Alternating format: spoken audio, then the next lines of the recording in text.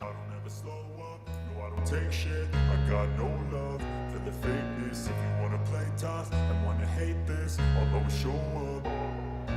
I don't ever slow up, no I don't take shit. I got no love for the fakeness. If you wanna play tough and wanna hate this, I'll always show up and make a statement. I don't ever slow up, no I don't take shit. I got no love for the fakeness. If you wanna play tough and wanna hate this, I'll always show up and make a statement. Everything I do so instinctive and so passionate. Every word I move so descriptive like an adjective. I got a vendetta against people who patented being negative when you should be getting after it. I got facts over tracks, this and that. Spitting slow, spitting fast. I could roast, I could gas. Think I'm okay at last, but I don't know if that can erase all the past. And the pettiness, a reflection of the emptiness. Hilarious, you think you're worth my time, you're delirious. Mysterious, because you hide behind a fake exterior. Inferior, you know I'll always be a bit superior. Get off of me, this ain't no humble brag. I want you to hear words, you can say them back. I want you to feel free from the chains at last, and to believe in what you got, it was built to last, yeah. Now that I've been put through hell, I never got anyone's help. I had to do it all myself. I don't ever slow up, no I don't take shit. I got no love for the fakeness. If you wanna play tough and wanna hate this, I'll always show up and make a statement. I don't ever slow up, no I don't take shit. I got no love for the fakeness. If you wanna play tough and wanna hate this, I'll always show up and make a statement. Gonna learn the consequence of being incompetent. Mental health is confidence, dreams and some honestness. I'm not here to save the day, that's for you to take away. I could play a million mind games, but instead I say something not illogical, something that is topical. Rub it on and watch it go, make yourself unstoppable.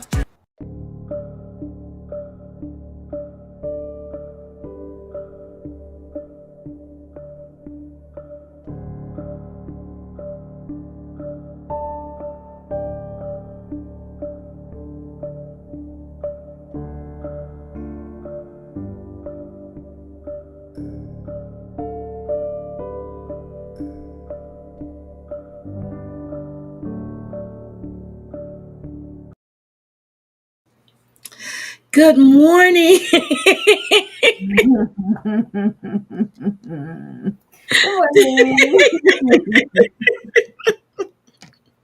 Debbie, I, I was looking, playing around with the music, and I accidentally hit go live. And when I hit it, I heard you come backstage. I said, "What the hell did I do?" And then I saw the countdown. I'm like, "Oh shit!" Yeah, like I'm there tootling with, the name and the emoji, the emoji Oh, and all of that. And I'm just like, wait, why is the music playing? Wait, what? Then I started getting nervous because I realized the button said end stream. So I'm like, wait, we live? wait, no, don't end stream. Don't end stream. I almost hit No, that because I too. was trying to figure out what Yeah, happened. I'm just like, I oh think we need a my God, pause button. I We need know to get a I'm late, pause but button. damn, she's starting to phone me. Okay, I'm well, sorry, I didn't mean to do that. I was actually reading down that came back in chat, and then I saw, and I was reading, and then I was moving my mouse, and I clicked it. Oh my mm-mm-mm. God. Good morning, down there. Good morning, Bambi. Good morning, Oh, Watch Your Crazy Wisco morning. Gal.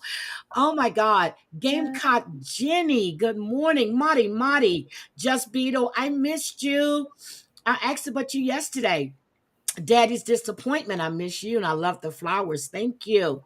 Thank you, Aaron. Good morning. Sweet potato. Good morning. Tracy. Good morning. Watcher of Crazy. Good morning. Let's see.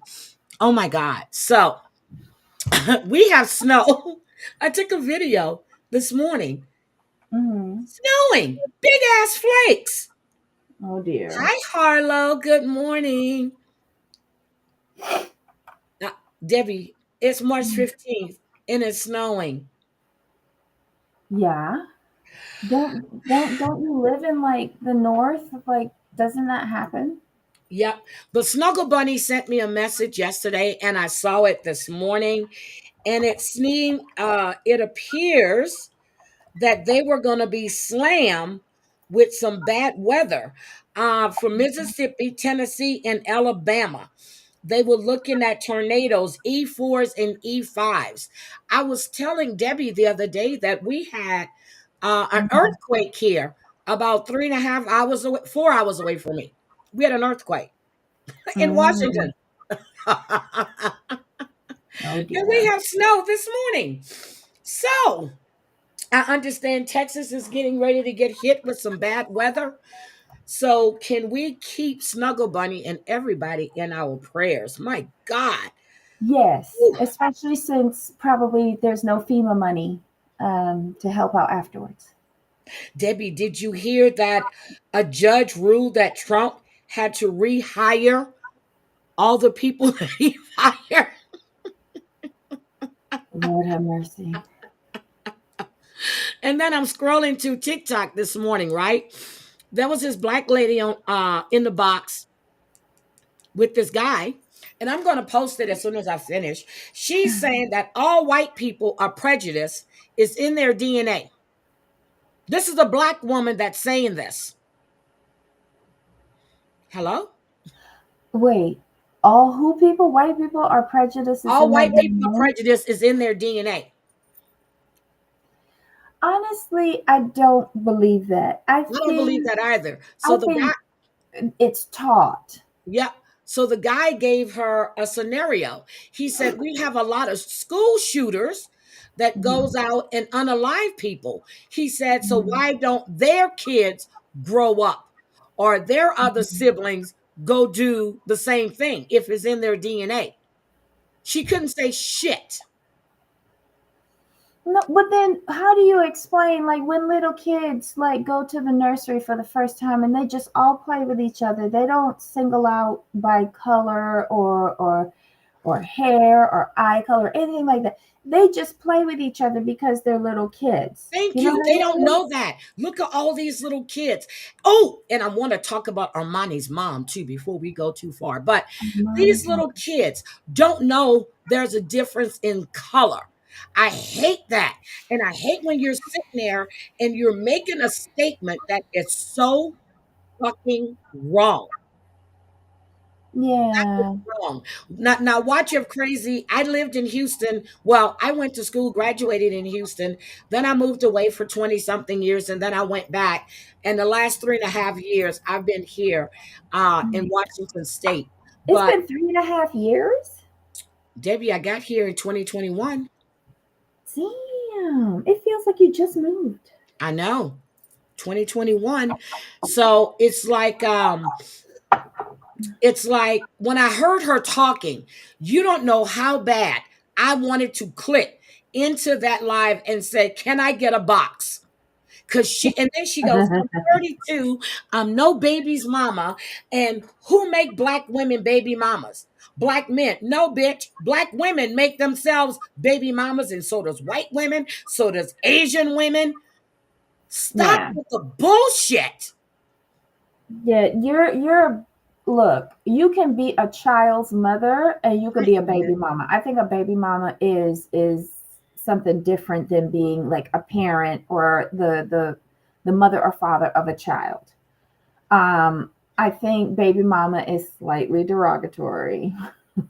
Thank you. Hate is taught or something that you see. Like I've always said, when let's just take Chris Brown, for instance, the singer. His dad used to whip his mom's ass. This is what he Mhm, saw. That's what he does. Did mhm. still do. Assault and abuse women. Diddy's daddy. Okay. This is what, and then he saw the way his mom behaved after his dad died. This is learned behavior. You don't sit there and tell me my one of my best friends in Houston, her name is Tina Dempsey. She hit me up this morning. She is Jack Dempsey's great granddaughter. She's white. I would go spend the weekends at her house. She says that, well, white people won't let black people sit to the table with them. Fuck, I slept in their home. What is wrong with you people? Tony Labat, another one of my really good friends from Louisiana. Still talk to her. She's white. What is wrong with people? How do you sit there and make that kind of statement and think you're correct and don't see that your ignorance and your prejudice is showing? Mm-mm-mm. I don't understand that. Not all white people are racist. Yes, some white people are racist. Yes.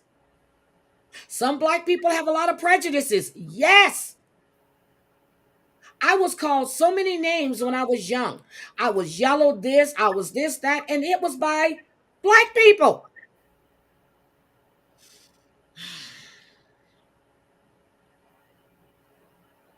And I'm sitting there going, wait a minute. And she was in the box, and you had 100 and I think 16 or 26 people that were watching this, and everybody in that chat was telling her she was ignorant. Well, Ignorant. mm-mm-mm. She says she has no white friends. I'm gonna upload it. She has no white friends, but her white neighbors are good to watch her house when she's out of town. But she would never invite them to the barbecue. She would throw them a roll across the fence. Those are her words. What? She would throw them a roll across the fence? How rude. Exactly, watcher. I don't judge by the color of your skin. I judge by your character and what you Mm-hmm. present to me. I've always said that. Just because you're white, I don't like you doesn't mean I feel that you're racist. It's just your character. You can be Asian. I don't like you. It's not because you're Asian. Hi, not my real name. Good morning. I just can't believe the shit that came out of this 32-year-old, as she says, she's educated, and you're saying shit like that. Mm-mm-mm. I don't think M Wit at first, I thought it was a joke. Okay. So I sat back and started listening. Then I started recording. She wasn't joking. But I kind of agree with what Mwit says. Like, I think she was speaking for attention. Debbie, if that's the kind, you know what? Some people like attention no matter if it's good or bad. This to Mhm. me, when you have all of these, and these are black women, and this guy told her, when you came in my box, he said, the way you represented our black queens is disgusting because it's women like you that give our black queens a bad name. Oh dear. This is a black man that's telling her this. Yeah. So if you're dating a white guy and he gets you pregnant, you become a baby mama. That's not a black man's fault. That's your fault for not taking birth control. Snuggle, I was just talking about you. I hope everything is okay. So it takes two to tango. Okay, there are all kinds of contraceptives out here. It takes two to tango. Okay, so let me just say this too. Armani, Lil Ronnie's baby mama, was on TikTok bragging about how she's burying her daughter. What was it? In Gucci, and she was burying him in, I forgot what it was, as she's flashing all of this money. And allegedly, this is the money that was raised by GoFundMe for a woman that lost her child to be Who are these behaving people? in this manner. Who's Armani? Is she a singer? The little girl that was shot and killed, 5 years old. Hi, Aries. Wait, and she had to have a GoFundMe to bury the child, correct? And him. Oh, and him. And she Okay. said the reason she started the GoFundMe because she didn't want anybody to do it on her behalf. Down neck, my sweetie. And she started it. They raised a lot of money. She's bragging about the clothes that she's burying her child in. They're asking her. She says she's not upset that her daughter died, but it's the way she. I said, wait a minute. Wait, repeat that again. She's She's not not. upset about the way her daughter died. It's the fact that she died. I'm like, what? So when all these people are saying that they think she had a hand in setting him up, girl, don't make me go down this rabbit hole. You are not behaving like a mother that lost her 5 year Wait, old daughter in a she's not shooting. upset. Hi, Jennifer. So when she says she's not upset at the way how her child died, is she absolving the person who fired the firearm? Girl, I have no idea. This man was running away to get those people away from that car with all the shooting they were doing. That child got hit. Then I'm thinking maybe they hit her on purpose. Why would you be shooting at a child or put a child in harm's way? She had just dropped her child off. Hi, my habanero. I saw George's arts and crafts. I saw George's arts and craft. That mother is disgusting. I think that's a rabbit hole that I really need to go down. I don't know. I'm just trying to understand the statement. Like, is it a badge of honor to perish in gunfire? I Girl, don't understand that statement she made. girl, it's sad. Interesting. It's not interesting. No, This it woman, is interesting because I can't figure it out. I can't believe this. I just can't believe this is what you're saying. And then allegedly, Adonis was attacked in jail and they had to take him to the hospital. And they Who said said that that? allegedly he was attacked in jail. He's the child, the registered sex offender. And he's the one that's one of the ones him and Jacoby did the shooting. He was attacked in jail, Mm, allegedly. And they say once they get him out, he's going to be in protective custody. It don't matter. The guards are going to let them go right there and finish the job. mm, They're going to let him go right back in there and finish the job, Debbie. mm-hmm. They said he was stabbed in the head and all kinds of stuff.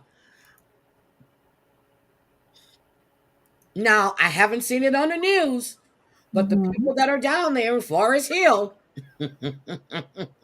they're saying he was attacked in jail. And then, girl,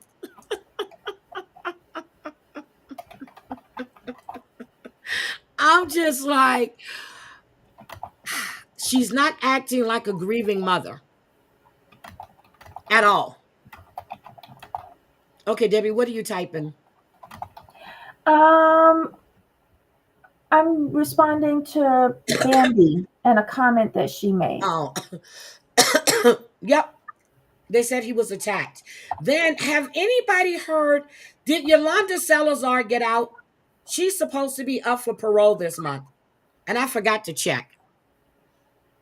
Yeah, grief affects every. Mm-hmm. Okay, Bambi. Yes, but when you're on TikTok, flashing money, bragging about what you're burying your daughter in.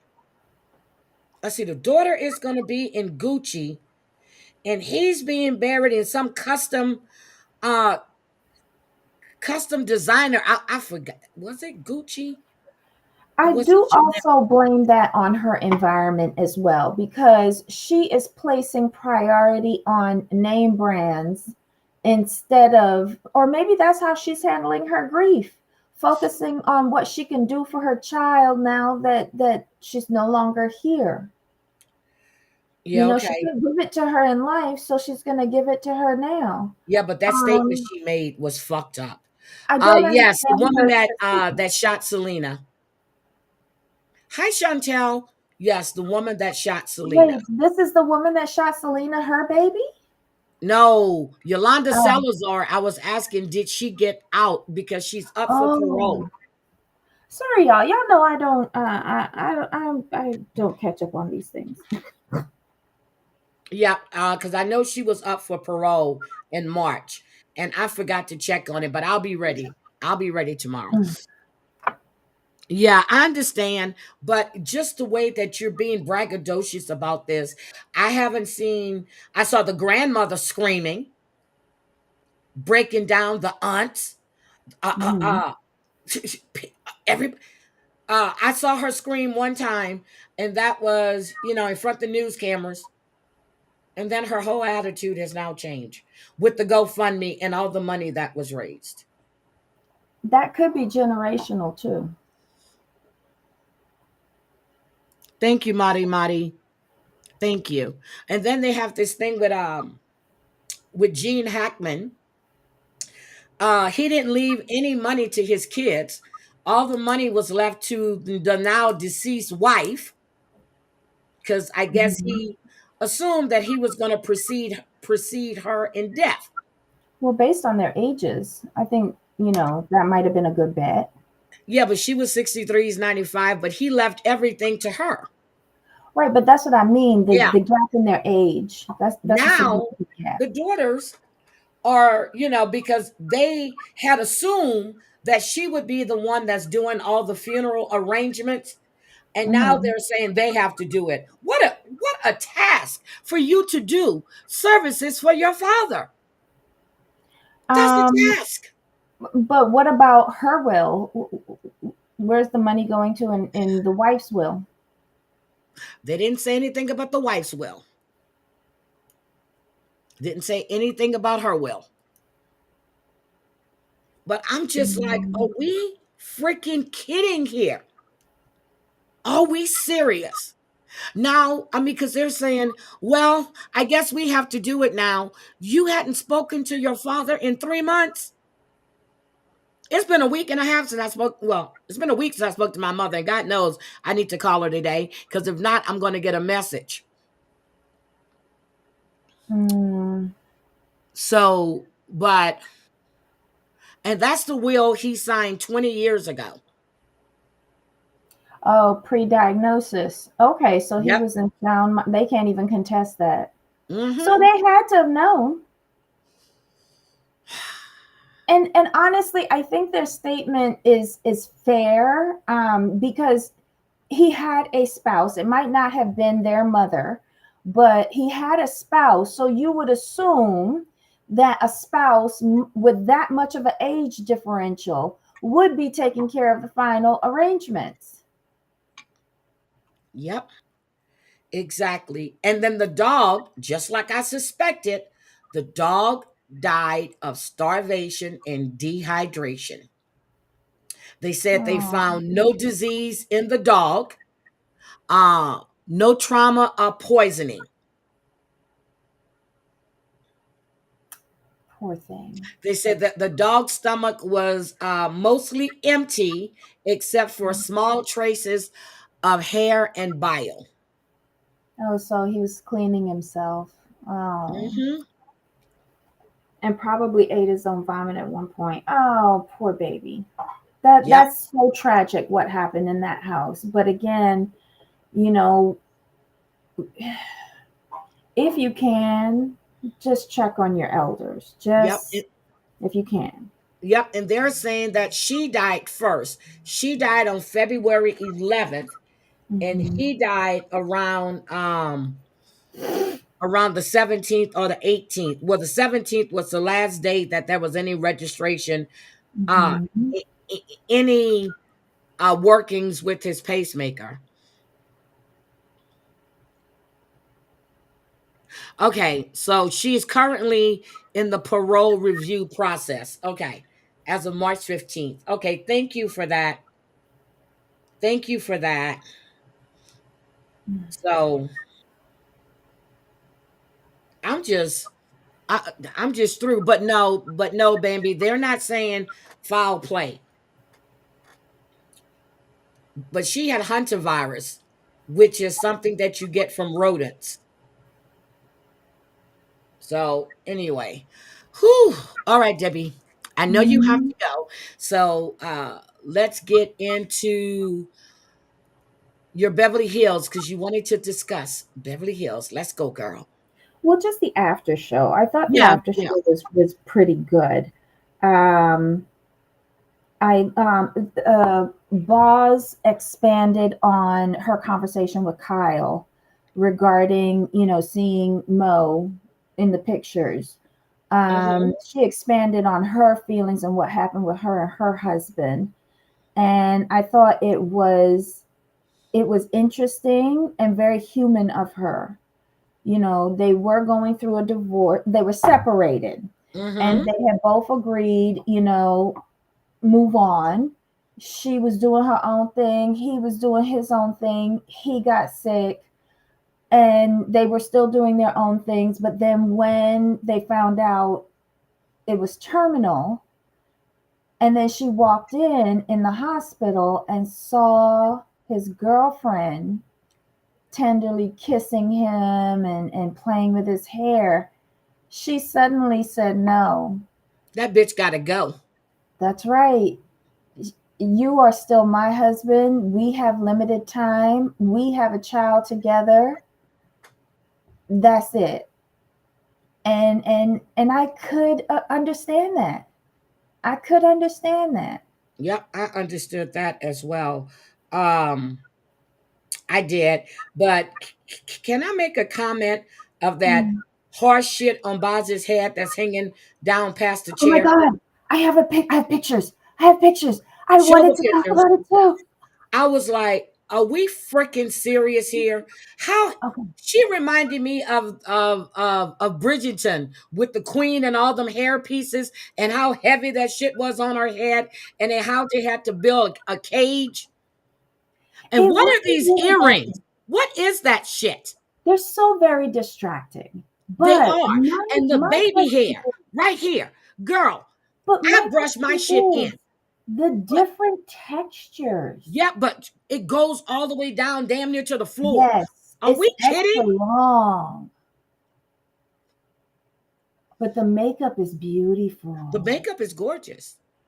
And These Dorit, things are who in the very fuck distracting. dresses Dorit? Because we know she can't afford to pay the stylist or the people that does her hair. Ugh. Who is dressing Dorit? What she look like a ragamuffin? I'm sorry. And when I have my boots on like that, my strings do not hang. I tuck them in. That might be the style of the boot, though. No, no, no. We don't know. Well, I'm telling you, no. I think she was going for like, um, She's going for a, Raggedy Ann. no, like a Euro trash look. Well, she is trash. Well, I'm not saying that.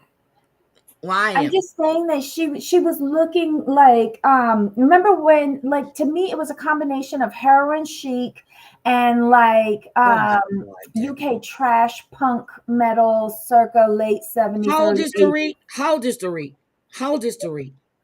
Right, but you I don't know, 40, 50 something, I don't know, 40 something. Okay. But she can go, she does things. Damn, Beetle. Wait, I, what y'all saying? I About thought you had the picture of the hair that's going past the chair. It's almost to the No, I was floor. confused by the textures because I want to know Yeah. from the wigologist in the chat. Does she have like a lace front wig on and then Yes. she's attached Yes. this crinkly Yes. thing on top? Yes, she does. Hi, Black Roses. Yes, she does. Oh, She but has on why a would you lace mix front the textures? because she's going for the curly look, Debbie. But then do all over curly. That's her stylist is going for shock value, and I was shocked. Okay. Okay. I'm sorry, boss. That doesn't look good. The earrings. The dress looks like it's made of recycled, sustainable plastic, but okay, you want to laugh about Sutton's line. And then Dorit wants to talk about she's a designer. Girl, what the fuck have you designed? What has Dorit designed? No. I'm sorry, Debbie. You made me watch that shit this morning, and the whole time I'm sitting there going, "What the fuck am I looking at? What am I looking at?" You look. Okay, look. Here's another one. Here's another one. Good morning, Pam. I don't know. I love the thought of these flower earrings. I really do They're on a too big. runway, but they seem like tumors. Yep, they're too big, And and she's her nails scared touching the them. shit out of me. I'm like, okay, yeah, I can't. Hi, Pam. Good morning, sweetie. I couldn't. I couldn't deal. I couldn't deal. Garcelle has been looking better in her confessionals. Um, I Hmm. guess she's getting better wigs when I'm sitting there. But when she was talking to Sutton about Kyle and Mo, Garcelle was right. Sutton is trying to ride the fence because she doesn't want to say anything that's going to mess up her relationship with Kyle. Yeah, yeah, I agreed with that. And in the after show, she actually told Sutton, "I don't believe that," because they started talking about Sutton and not Sutton, Kyle and the girl, um, Morgan, Morgan. Right, right, right. And Sutton was like, that's a touchy subject. I don't want to make her mad. We have to go at it. Like she started in again, and good on Garcelle. Garcelle said, "I don't believe that," and Sutton said, "Well, that's on you." And I think that's a good friendship there, that they can call each other out and respond and be okay with a difference of opinions. Whereas with Erica and Kyle and Dorit, you have to ride or die. You can't have your own independent thought, or else they will get mad and retaliate. And I am sick and tired of Erica doing the "what about me?" They attacked me, but you were foul and you had criminal charges. We only talking about Kyle's like marriage. Like they were due some questions to the situation that you were in. And if you had responded like a normal, rational human being and said, this is a legal matter, and my attorneys have advised me that I have to be careful with what I say, or I can't talk about this subject, it would have been good.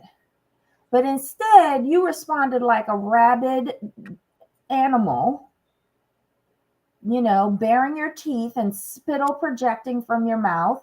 And you're trying to conflate the two situations. And no, no.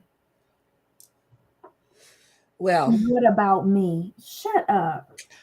well, well, well, well, well, well, well. I really don't like Erica, and you don't want to hear. Hi, let me see. Good morning. Sorry for the other day. I misheard and misjudged. Thank you, Beetle, for that. Thank you, thank you, thank you. Oh, wait a minute. Aries by injection. I love that name. Debbie, I want to say, if Oh, somebody tells you that they're black by injection, mm-hmm. what does that mean to you? That they're in a swirlalicious relationship. Okay. I And mean, would that give them the right to use the N word? I don't think anybody should use that word because a lot of people are uncomfortable by it, and it is derogatory. Like, I don't, I don't feel comfortable using it. I'll put it that way. And I wouldn't want somebody to call me that or any of my family that. So You're I so don't. damn nice. You're just nice. Anyway, anything else about this after show that you wanted to discuss? Because I was laughing at Kathy Hilton and her box fan and how Rick won't allow her to check all this luggage because hers always seems to get lost. Yes. Um, Kathy is just doing the best Kathy that she knows how. She is a rich woman with few cares in this world, and I'm living vicariously through her. Because while I sit here today and I'm packing all of my little travel size crap that I got from the local drugstore, this woman carries full size everything, all crammed into a normal size suitcase. Not Well, even a no, carry on. well, no, she has her stuff in her carry-on, and Oh, that was a she has carry a on. I knew about a bag. big case. Yeah, but she says she carries a bag just for her creams and makeup and stuff, and her other stuff she puts all in one bag, because if she's traveling, she's going to be in a hot weather, then 3 days later she's cold weather, she Right. puts everything in one suitcase. Right. Those are all her clothes are in one suitcase. Then she has another Yep. suitcase for all of those Yep. individual full size cosmetic bags. So who believes Kathy Hilton packs her own bags? I don't. Doesn't Okay. doesn't She maid said upstairs she maid packs. do it? I was like, girl, you be standing there No, supervising no. and telling them What what to pack. Kathy means by saying she packs is that she tells upstairs maid, go get me the black Valentino and the red Gucci and bring out four Armanis in different colors. Let's lay them out. Okay, we have two dinners, we have a yacht trip, and we have yoga, and we're going zip lining. So bring Kathy's it not all zip together. lining, but can we talk about her Chanel shoes? Those They're boys were really bad. cute. They're really cute. Those Chanel shoes are bad. Kathy can afford excess baggage fees. Yeah, but Yeah, Rick doesn't want to pay it. I let me tell you, when she said that the luggage got lost, I said, okay, so she switched to FedExing her luggage ahead of time. And that's what I think she does. Hmm. That's what I would do if my luggage key, because every time I went to New York for a while, they were always losing my bag. I was on another flight, which was an excuse to use my expense card to go shopping. Okay, so that was my excuse. But okay, who else intrigued you in this after show? Because I have some news and stuff for us to discuss too before you have to Um, go. I'm looking at the time. yeah, I enjoyed my trio. I really do watch the after show to see them. Um, And a trio would be oh, Garcelle, Marcel, Sutton, and Sutton, Tilly. and Jennifer. Yeah, Yeah. yeah, I really like them. I hope the rumors are false that they don't like Tilly because I want Tilly to come Yeah, back. that's false. That's false. Yeah, I want her to come back. I appreciate what she brings to the show. Yep, I love Um, Jennifer Tilly. yeah, and I She's can't remember if it refreshing. was She's very yeah, refreshing.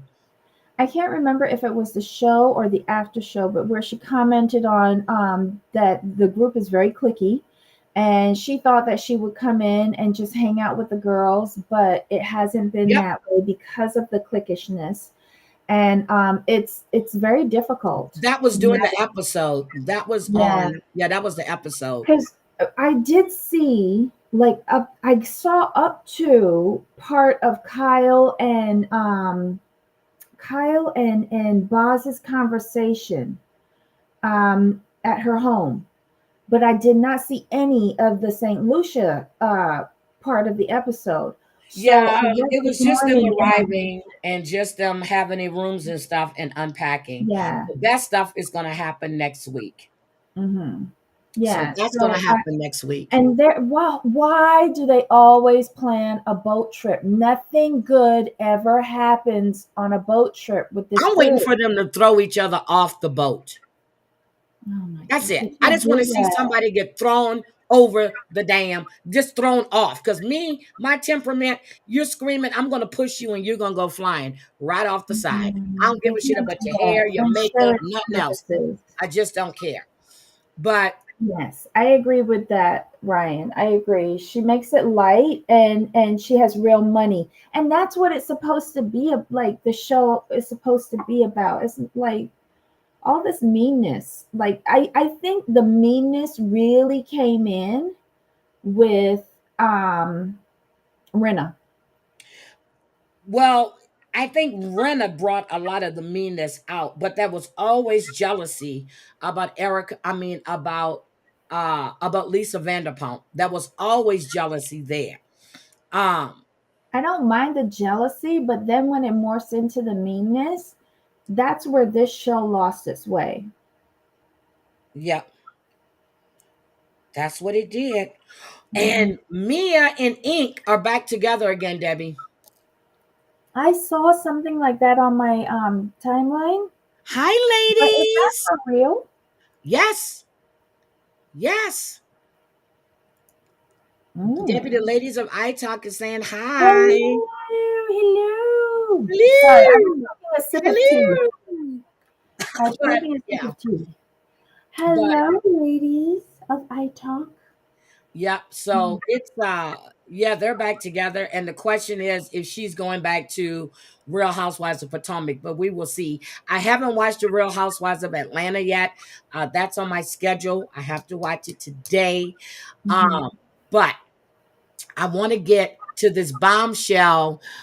In Mia Inc. Thank you. That Giselle was right. That she said they pretended to be apart. Giselle said it on the reunion. On Mm. because Mia's husband has his money back. Hi, Savage baby. Mm. And yeah, so she's trying to straddle the fence. But there's also a picture of Mia when she was on Say Yes to the Dress. Debbie, have you seen it? No, she was on that. Hold on. Hold on. Wait a minute. I think I need to go. I think it's Reddit. Hold on. I saw it Mm. on 90 Day, not 90 Day, Real House of Potomac. Hold on. On Reddit. Hold on. Let me get it. There's a thing with Mia, and they showed the clip of her on Say Yes to the Dress. Uh Mia Thornton. So she and Ink are back together again. They're talking about that. And they were gonna be on a podcast together. And hold on.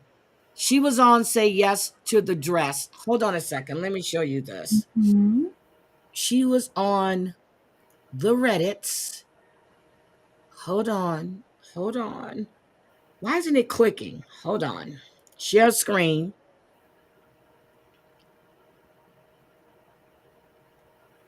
My thing is running so slow. Okay, here we go. Mhm. Okay. It still hasn't popped up. There we go. Mhm. This is Mia in ink, baby. Right here. They're Oh. doing a podcast together. Watch. Look.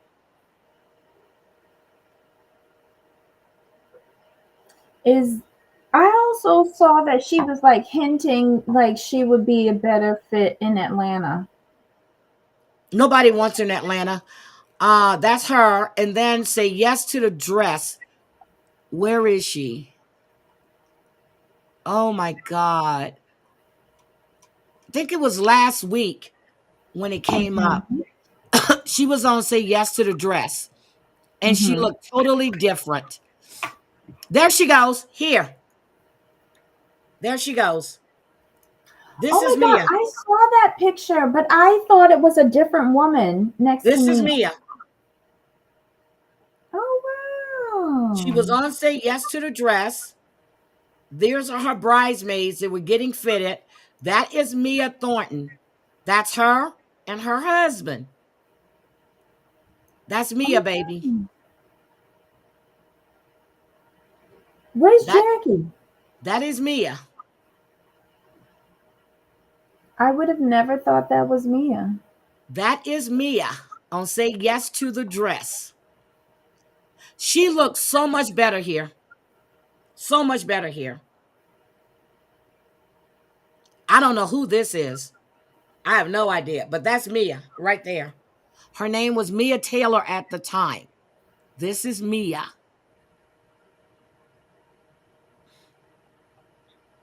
And that's some shit. That's cool. So anyway, somebody just came backstage. Me, Is that me, me, you? me, me. Oh, I forgot you getting ready to drive. Yeah, Okay. I'm just gonna switch over. So bear with me a Okay. second. Okay, you go ahead on. So, guys, let me bring this to your attention. So, CNN, this is about the Diddy trial, okay? CNN is accused of altering the video. Now, we all know it's going to be taken from different frames, okay? We all know this. But Diddy's lawyers are accusing them of destroying the footage. So, let's just hear this. Bombshell allegations from Diddy's defense team. The music mogul's lawyers are alleging that this video showing Diddy physically assaulting his ex-girlfriend Cassie Ventura was altered and then... So they altered him kicking her on the ground. So we see this, right? They altered that. They altered him kicking her on the ground. They altered it. Now, common sense would tell you it's different camera angles, okay? But CNN is accused of altering the video. The original copy destroyed. In a joint letter to... See? He's holding up his towel. We see the crack of his ass, but they altered this, okay? The judge, Sean Diddy Combs' defense team says that they subpoenaed that video from CNN, and then the news organization provided copies of the footage to the defense. The original video was originally distributed in packaged form. New surveillance footage obtained exclusively by CNN appears to corroborate some of the allegations of abuse against music mogul Sean Diddy Combs. The video, captured on multiple cameras, shows Combs assaulting his then-girlfriend, Cassie Ventura, in a hallway at a Los Angeles hotel. They altered this, guys. This was altered. No, look. I know. Which reporting network is this? This is Court TV. This was filed on Thursday when Diddy went to answer his new charges that were added to his RICO. And of course, he pled not guilty. Now, Friday, they come up with this. The video was altered. It had to be altered because it was done. It was taken from several different cameras, surveillance cameras. Thank you. And they spliced together the footage, but the footage is the footage. The footage is the footage. It doesn't change him beating her ass, dragging her down the hall, and kicking her. Yeah. That is the footage. Yeah. So they did splice it together instead of having to show one camera, then they put it all together. And I'm sure more happened that they left out. But they're trying to get this thrown out of court. Cassie is testifying. I can't wait for the ruling on this. I can't wait for the ruling. In March 2016. A lawsuit filed by Ventura in November last year and settled the next day referenced actions that seemed to match those seen in this video. And so what you saw there was just a little snippet of that packaged report that CNN aired on the video. See, they're saying that all CNN video footage was substantially altered in significant respects. This includes covering the time stamp and changing the video sequence. Because in essence, that's evidence. Thank you. It's evidence. It also includes speeding up the video to make it falsely appear that the actions in the video are taking place faster than they are. Are we fucking kidding? They said as a result, the CNN videos do not fairly and accurately depict the events in question. So when Cassie gets up on the stand and says he ran out of the room with the towel, dragged me from the elevator, kicked me twice, dragged me all the way in, and then kicked me again and grabbed my hair and pushed me into the wall. Did they edit that part? Well, if it wasn't sped up, it wouldn't look that bad. If it was in regular speed, it would look like a lot more, everyday, Yeah. normal. Mm-hmm. So they're saying that CNN purchased the only known copy. Holmes's lawyers are claiming, and we're directly. Thank you. Cassie has a copy. And she probably showed it to him. That's why he showed it to his attorney. And that's why he settled in less than 24 hours. Mm-hmm. And I'm still trying to see who gave the video to CNN. I think the feds probably leaked part of that video. Allegedly. No, it's just my opinion. Look, I think part of that was leaked. Yep. To say, look, we ain't playing around. You might think we the feds and jokey, but we're not playing around. We have evidence. And they're not going to leak like something that's like major for their case. They Yep. leak this. We think it's major. It's not major. There's more. Yeah. There's a whole lot more. Mm-hmm. Look at this. So he kicked her and dragged her slower. Does it change that he did it? Nope. Exactly. And that's the stupidity of their filing. So they're saying he beat her more slowly. Yeah. It's not as bad if you go slow. Hi, Party Rock. Wait a minute. I want to hear what the experts have to say on this because I haven't listened to this one yet. That all CNN video footage was substantially altered in significant respects. This includes covering the time stated about the federal investigation. So wait a minute. They say, finally, the defense has confirmed that CNN purchased the only known copy of the hotel surveillance footage, uploaded that footage into a free editing software, altered the video, and then destroyed the original footage, even though it knew about and repeatedly reported about the federal investigation. Okay. It was a rumor that he was being investigated. We speculated he was being investigated. It wasn't said he was that, we knew after this was released and that there was a sealed indictment or he was the grand jury, which I had been saying. I know damn well there's a grand jury looking at shit. And then a month or so after this was released, bam, they unsealed the indictment. Perfect timing, isn't it? Well, it's important to note that CNN is denying these claims made by the Diddy defense team.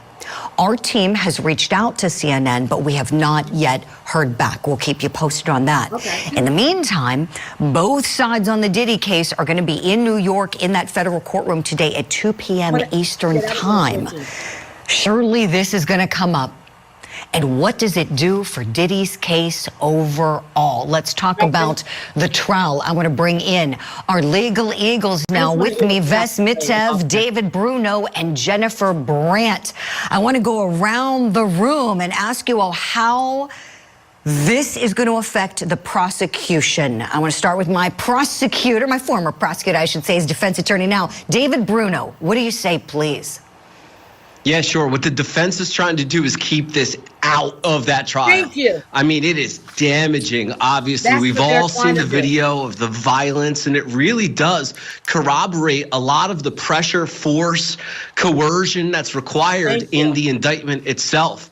So what the defense is saying is this is not authentic, and it's part of what the prosecutor would have to show to admit the evidence that is fairly and accurately depicts what it does.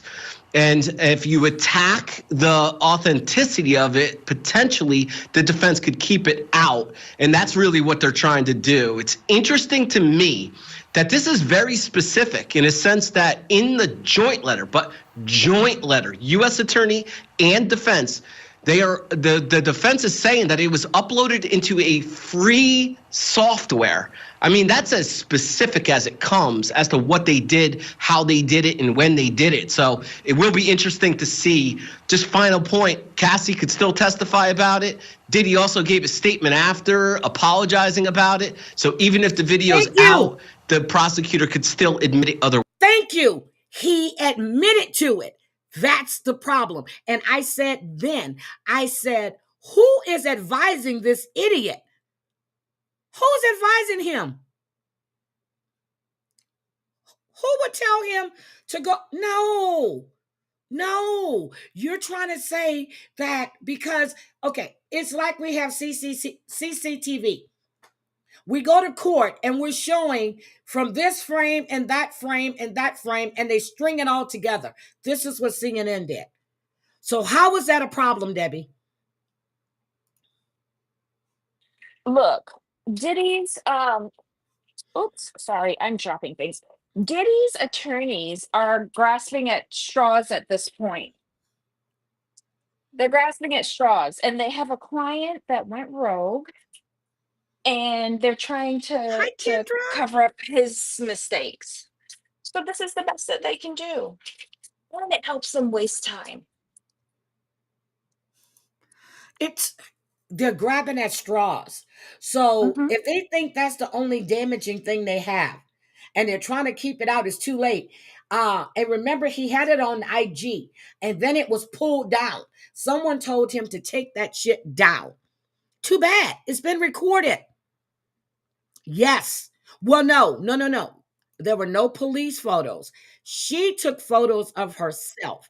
There were no police photos. She didn't go to the police. He had them to take her to another hotel and have somebody to help her with her wounds and stuff. Because that next day, they had a premiere on the red carpet. And he had someone to go get her. This man's abusive. She's not the only woman he's abused. And don't you think the ex-girlfriends, they're going to be there testifying too? Don't you think that they have videos of the stuff that he did to Kim Porter? Don't we think that all of this is there? Why are you trying to grab that to come out? Why? Don't understand it. Really don't.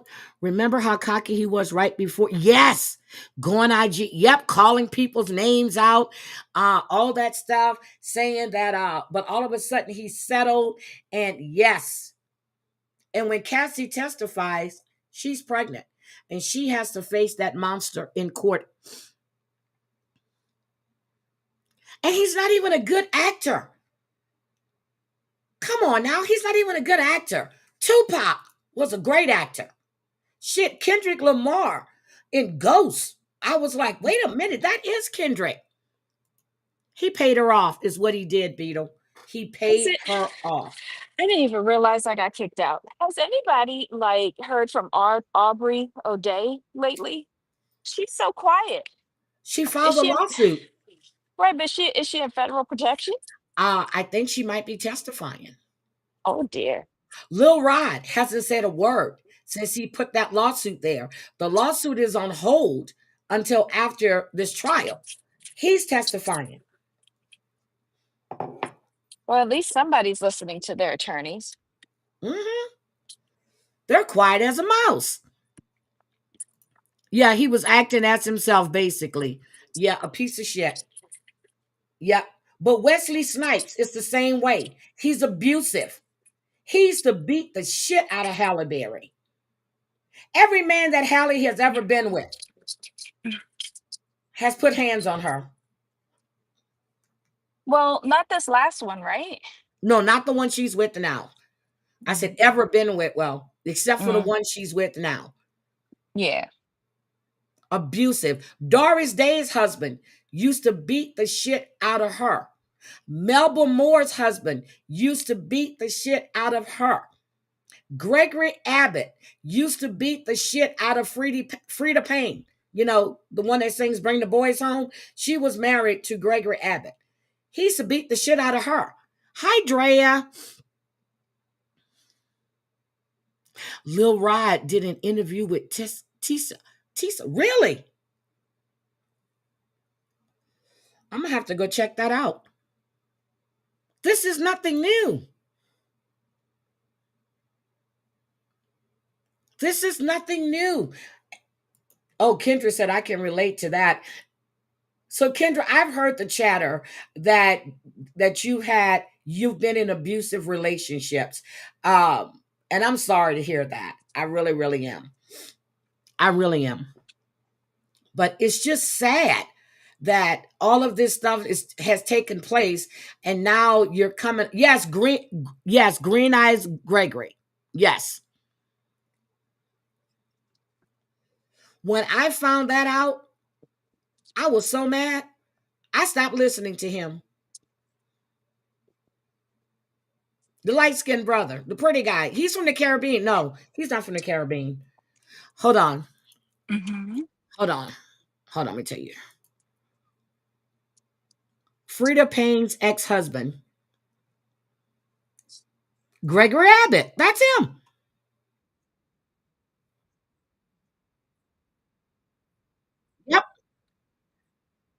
Yep.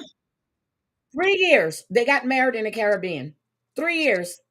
And they have a son together. Oh, And he used to beat her where'd they get ass. married? Oh God. Hold on, Debbie. Let me go back. I just want to make sure I had the name right. Yeah, it's Gregory Abbott. Girl, I want to shake you down. They got married the marriage took place in Chicago and a honeymoon in Mexico. Sorry, Debbie. But he's from the Caribbean. Oh. He's not from the Caribbean. Well, He's search from where he's from.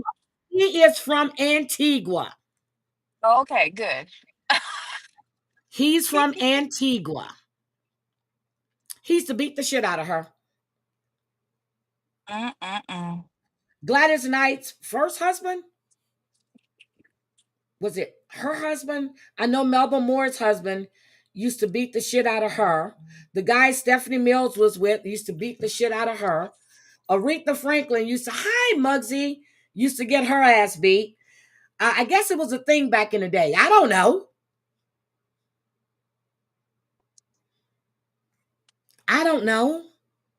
But I have a new avatar. I got to change my avatar. I got to upload it and change my avatar. So when George goes live, I have a new avatar. But I am just it just amazes me how all of this shit goes on. Everybody knows about it, but no one speaks about it. No one speaks about it. And I know you say that you don't want to get involved in people's business. This man was violent, not just one person. He was violent with everybody, every single body. Yep, they feared him. He's not talented. Oh, Ike Turner, my God. Ike used to tear Tina's ass up.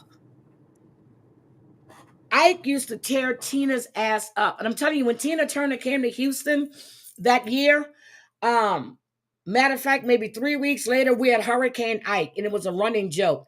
Ike just won't leave Tina alone. Tina came to Houston, and next thing you know, Hurricane Ike is coming in. And it tore up a lot of shit, too.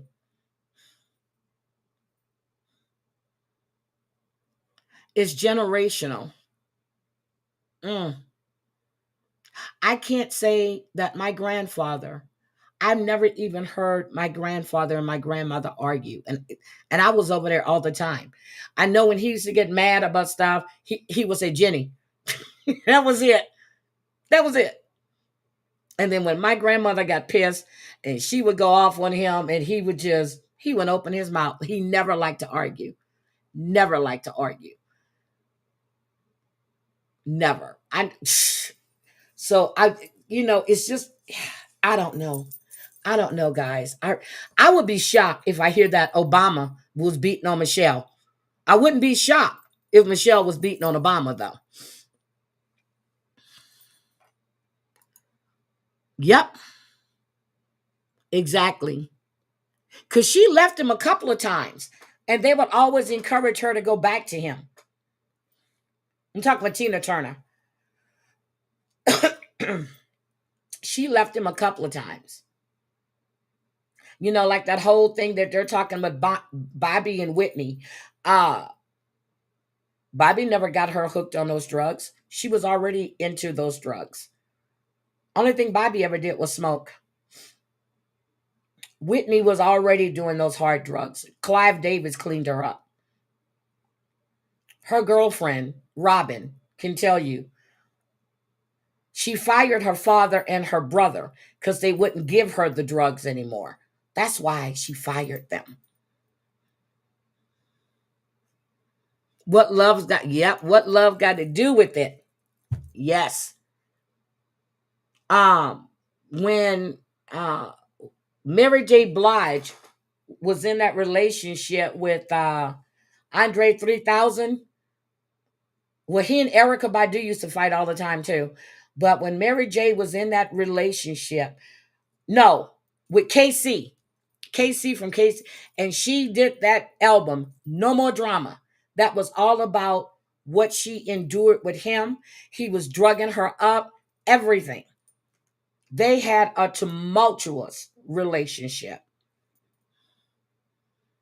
Oh, yeah. I love that. And you saw exactly who Whitney Houston was. She was a little hood rat. That's who she was. Wigs on, crooked, high as a kite. Can you imagine the stuff that her daughter saw? Nope, Bobby wasn't the problem. And everybody kept trying to blame Bobby. No. Do you know that she went to Eddie Murphy's house the night before she was supposed to marry Bobby? Because she really wanted a relationship with Eddie Murphy. And he didn't want to marry her. Eddie Murphy talked about that. Eddie talked about that. Yeah. KC, he's the one who used to beat her ass all the time. It is good, and she's telling her truth, which everybody knew the truth. Even Bobby knew. Bobby knew. Bobby didn't have a problem with Robin being around Whitney. It was her mom that said it didn't look good. Bobby would do anything to make her happy and to keep her content. It was her mother and her managers that didn't want Robin around her anymore. And that's when she really started going downhill because Robin would keep her in check. Not Bobby, Robin. So it just goes to show you, everybody have their emotional support. Some people have emotional support animals. Some people have animate objects. Her emotional support has always been Robin since they were in high school. That's how long they were friends. That's how long they were lovers. Lovers. That's how long. Stay out of people's lives. Let them live it. I think Debbie had to go for a hair appointment and she was driving and I don't think she's coming back. But yeah, so it's just a little crazy. But I do have some new stuff that I wanted to discuss with you, but I'm checking my notes. It was something else. Last night I went into Rat Trap Cities Live for a while and then I had to leave and I came back and they were discussing the embalmer that cut the man's penis off and stuck in his mouth. And you know what? I never looked at it the way he did. He said, and everybody in his chat was saying that woman deserved an award. I never looked at it that way, but yes, Now, if he was alive and you cut it off, yeah. But they're saying that once she found out his past and that he was a registered sex offender, which I covered that, and she cut off his penis and stuffed it in his mouth before he was ready to be cremated. And the way they're looking at it as, hell yes, she deserves an award. And I never thought about it like that because I see it as you mutilated a corpse. That's the way I looked at it. But after hearing what he was saying, I was like, he is so right. He deserved and she deserved an award. And I was like, oh my God. So is everybody familiar with that? Because I covered it the other day. And, so she's been stripped of her license. Well, I think her license is suspended.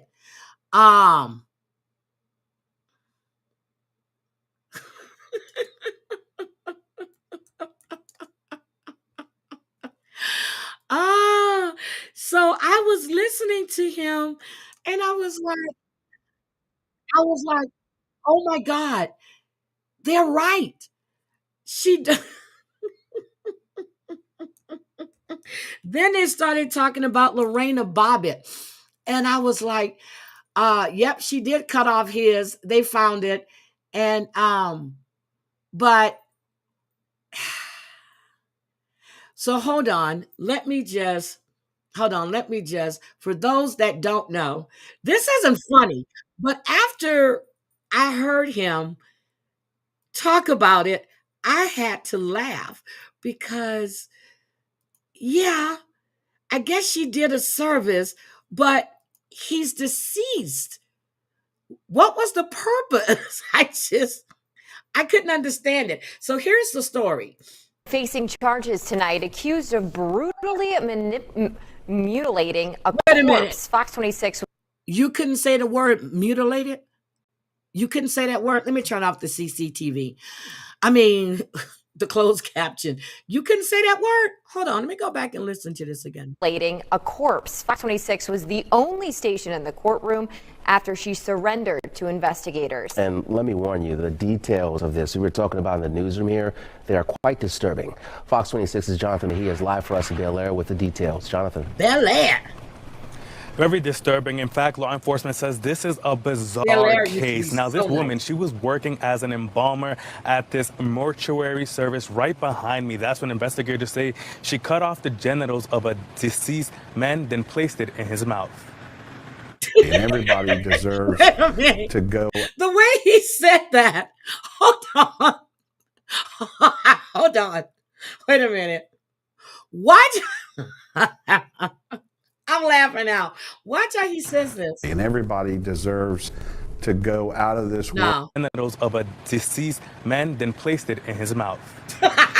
And everybody deserves to go out of this world and into the next, without this kind of trauma, without this kind of stuff going on. He's a really nice it was a very, very odd case. This is 34-year-old Amber Laudermilk. And not for legal reasons either, okay? He's really, really a nice man. Facing felony charges for abuse to a corpse. Now, the victim, according to court documents, was 58-year-old Charles Rodriguez. The documents say that Laudermilk cut his penis, then put it in his mouth. Rodriguez's family says he was a registered sex offender. Investigators say Laudermilk did this in front of apprentices at the mortuary services where she was working. How did this all come to light? The Texas Funeral Service Commission, there were people present. This defendant was an instructor on embalming and was teaching a class and did this in front of the class.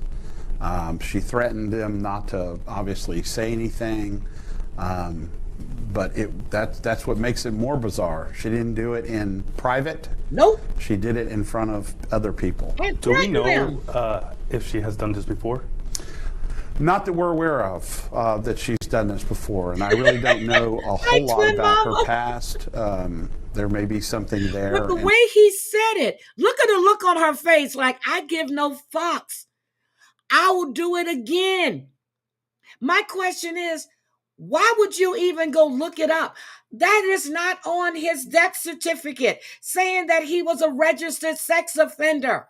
How would you find this out unless you went to look? This makes me wonder, has she done this before? But then they have to survey a body or assess the body when they receive it at the crematorium. They'll write down, how the body came to them and everything else. But this shit is crazy. In her past that led to her acting out in this behavior, I don't know.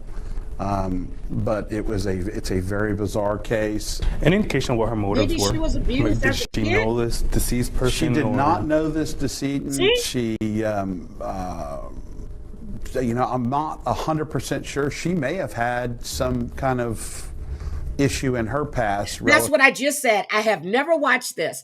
I said maybe she herself was abused, but how would she know this man is a registered sex offender? Have a great day, Down Neck. I'm sure I'm going to see you. Well, I don't think anybody else is going live today. Grumpy's going live tomorrow. Relative to a sexual assault, I don't know. I don't know what was in her mind. All I know is that you cannot abuse a corpse. Laudermilk faces up to 2 years in prison if convicted and is currently under a $5,000 bond. All I know is that you cannot abuse a corpse. Once someone's deceased, you can't mutilate this corpse the way that she did. It was horrible. But he didn't feel anything. Laudermilk's embalmer's license is currently suspended and is under review by the Texas Funeral Service Commission to be permanently revoked. Yeah. For now, reporting live in Bel Air, Jonathan Mejia, Fox 26 News. Yeah, they are going to revoke it. They really are. They really will revoke it. But anyway, but listening to them speak about this last night had me take another look at it. And I was like, damn. But guys, now I don't know if you're familiar with the story of the young woman that went missing. They're questioning, she was on spring break in the Dominican Republic. Okay. There was a young man that was with her, and he said that he saved her from herself. And I think she was in Punta Cana. But let's take a look at this. I've been following this, and this is really, really weird. This reminds me of the other young woman that was supposed to be catching a flight from Los Angeles to New York, and she totally disappeared. Her family came over. Her dad offed himself at the airport. And then she was found in Mexico saying she's not going back to Hawaii. So, but this is really, really weird. So here we go.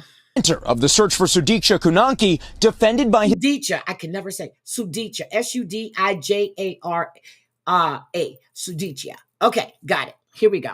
His family, who claim he's been detained in the Dominican Republic.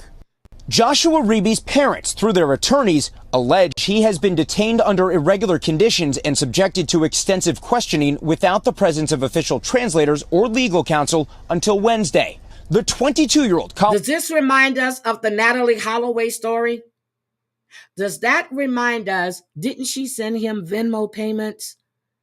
Who, baby?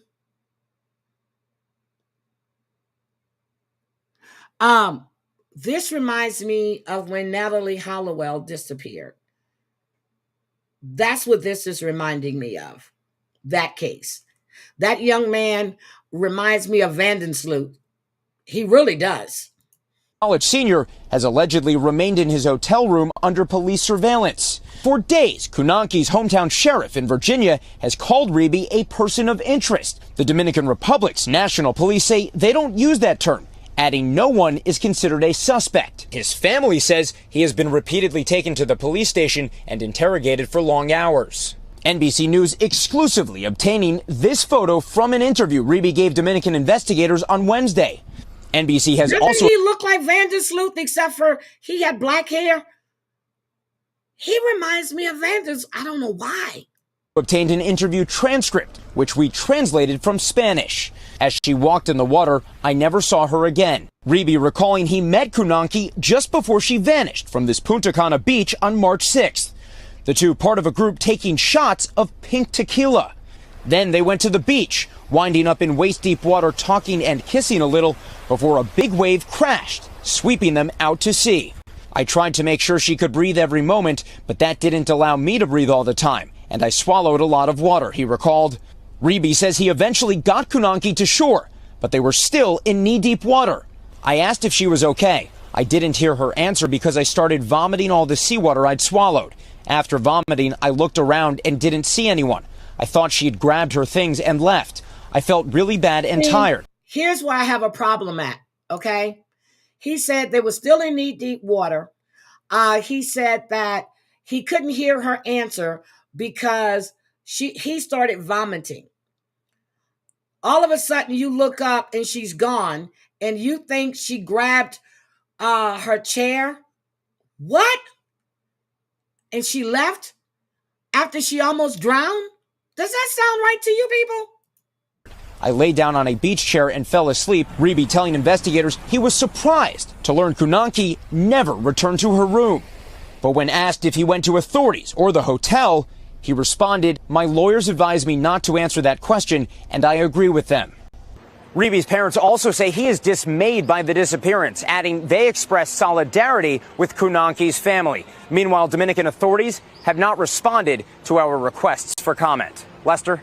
Thanks for watching. Stay updated about breaking news. That is my question on this. How did he think she got up and left? How does he think she got up and left when they both nearly drowned? That story is not ringing true to me at all. Again, it takes me back to Natalie Hollowell. That's where it takes me to. This story has me perplexed as well. These guys missed their flight. Mystery to on Boston. Bell Mountain. The bodies of twin brothers found in Towns County near the North Carolina line, 90 miles from their home in Lawrenceville. The GBI initially investigating this as a murder-suicide, but tonight the family says they're not buying it. 11 Alive's Cody Alcorn spoke with them just a few hours ago. He's live for us in our newsroom with more on this investigation. Yeah, that Bob is not bobbing right. Well, Jennifer, the brothers Khaidir and Nazir Lewis were twins. The GBI says a hiker found their bodies at the top of Bell Mountain on Saturday morning. Both had been shot. The family couldn't believe it when they got the call hours later, knowing the twin brothers were supposed to be in Boston visiting friends. We want answers. We want to know exactly what happened. Are they twins too? Nazir and Khaidir Lewis. Those my nephews. Just a few weeks shy of their 20th birthday. I can get past it. They're gone. The twins' uncle, Raheem Bronner. They're very protective of each other. They love each other. They're like inseparable. So they were identical. I can't imagine them hurting each other because Wait I never minute. seen them. Are they twins as well? What about these two? These two are twins. Yep, they're dressed alike. They're twins. Get into a fist fight before. The GBI saying their preliminary investigation points to the twins' death being a murder-suicide. We knew right away that wasn't true. Hell Family no. says the twins had a 7 a.m. flight to Boston last Friday. Right there, we never heard from them. They missed their flight. We don't know what happened. 24 hours later, the twins' body found 90 miles away. How they end out in the mountains, they don't hike out there. They never even been out there. It's not murder-suicide. They don't know nothing about Hiwassee, Georgia. They never even heard of Bell Mountains. So how did they end up right there? A mystery Same way this Micah family did. is trying to solve. They had a huge support system. Like, we know that they wouldn't do anything like this. So to say that they did this to each other when they come from a family of love, no, and they love each other, they always together, we don't believe that. They didn't do this to each other. Something happened in those mountains, and why were they in the mountains? I did reach out to the GBI tonight. A spokesperson says the twins' autopsies is finished, but they're awaiting additional forensic testing to be finished, as well as the investigation portion of this. before they issue a final ruling on the brothers' causes of death. So what do we think? What do we think? Do we think they did a murder-suicide? Do we think for some reason they were supposed to be in Boston visiting friends and they wound up in Bell Mountain, which the mother and the aunt is saying they never heard of? So how do we think they got there? Do we think they were going to Boston to deliver drugs? Why am I spelling? We're not on TikTok. Do we think they were going to do that? They were in college. That story I've been watching. And when they talked about finding them, I was like, wait a minute. Something isn't right here. Okay. This is, so the young man that was found that was starved to death, was starving to death, his classmate. Right now at 11 in NBC Connecticut exclusive, we're learning much more about the horror that took place inside this Waterbury home. It never felt right. Even as a kid, it never felt right. A former neighbor shares his experience with the victim when they were kids. I saw him, he waved, like, you know, he was on the backyard for like maybe like 2 seconds.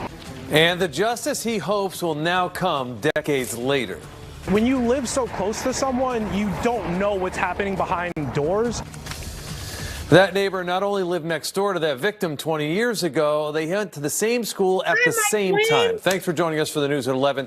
I'm Mike Heidi. And I'm Keisha Grant. It's a story you'll see on just one station. Tonight, that man is sharing what he saw as his neighbor was allegedly being held captive just steps away from him. NBC Connecticut's Melissa Cooney joining us live in front of Hold on, guys. Hold on. I love these shoes. Hold on. Are they like great? I love her shoes, but yeah, they kind of got a gap in the back. I love those shoes. Beautiful. Away from him. NBC Connecticut's Melissa Cooney joining us live in front of that home on Blake Street. Melissa, what else did he have to say? I'm getting a message. That's right. This is the Sullivan home. That's really the focal point of the story. And just right next door, this is the home where Peter Lope says he and his family lived from 2003 to 2009. Now, some of those years would end up being highlighted in Kimberly Sullivan's case. That's because they were some of the final years that her stepson was enrolled in school. Not one soul forgot about you. Peter Lope says since he and his family moved out of their Blake Street home in 2009, he always wondered what happened to the boy that lived next door. It never felt right.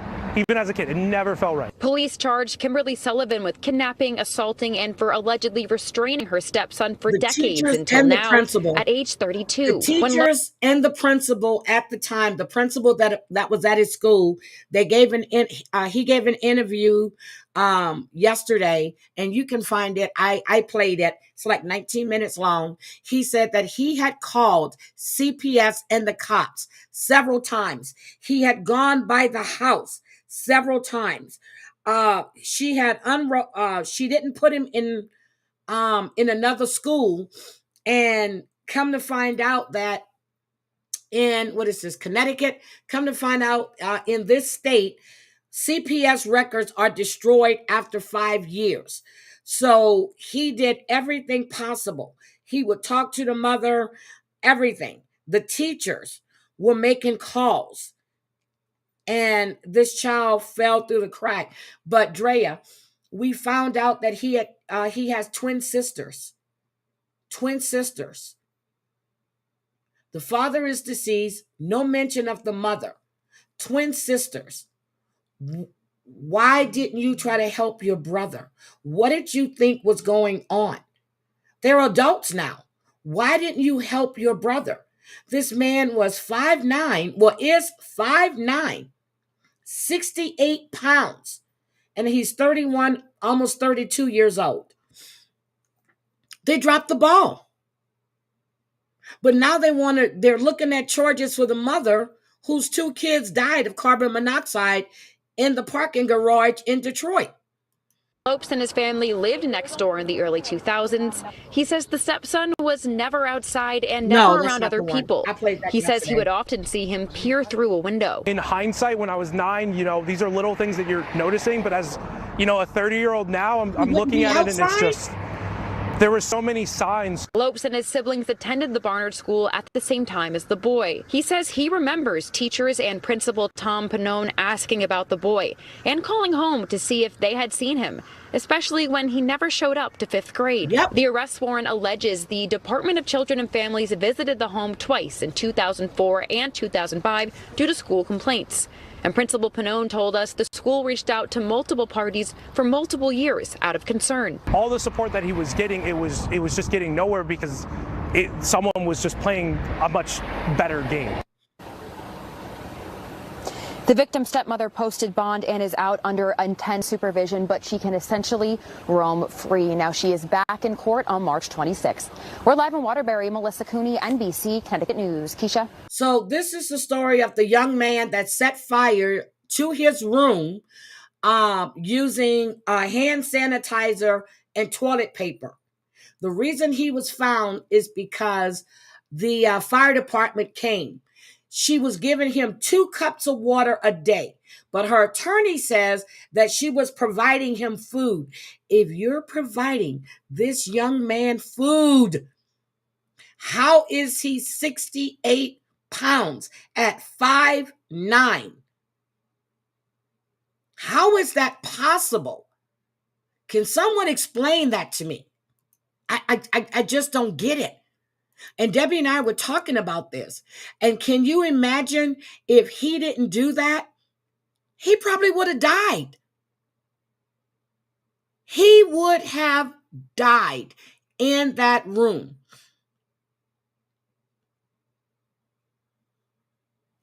So her attorney came out and made a statement, and I'm going to play this for you guys.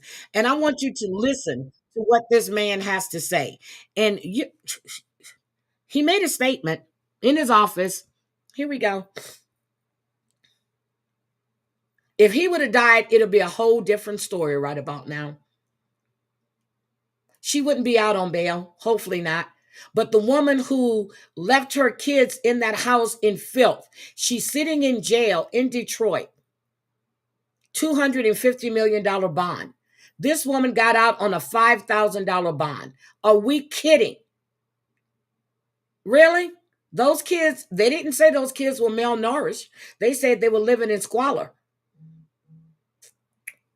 That's what they said. They were living in squalor. They didn't say they were malnourished. They didn't say that. This 32-year-old, 31, 32, whatever his age is, he was malnourished. At noon, we have new details now about the Waterbury abuse case that is getting international attention. Thanks for being here for Channel 3 Eyewitness News at noon. I'm Kara Sundlin. As we've been telling you for days now, a Waterbury woman is accused of some horrible things, holding her stepson captive in conditions that investigators compare to a World War II death camp. Today, your reporter Roger Susannon learned some new information about how the suspect plans to fight these shocking allegations. There are so many questions that swirl around this case, but in many ways they all boil down to one thing. What happened inside this Waterbury home over the last 2 decades? Because if the allegations are true, this home isn't just a real-life house of horrors, but one continuous crime scene. Today, the suspect's attorney pleaded with the public for patience, insisting that all of the facts will come out, but it will take time. The allegations obviously are shocking. They've shocked not just this community, but the country and the world, even. Defense lawyer Ioannis Kaloidis understands the outrage centered on his client, Kimberly Sullivan. She went from living her normal life Hi, in Real Waterbury, Deal. Connecticut, to Hold on. being in the spot. Hi, Real Deal.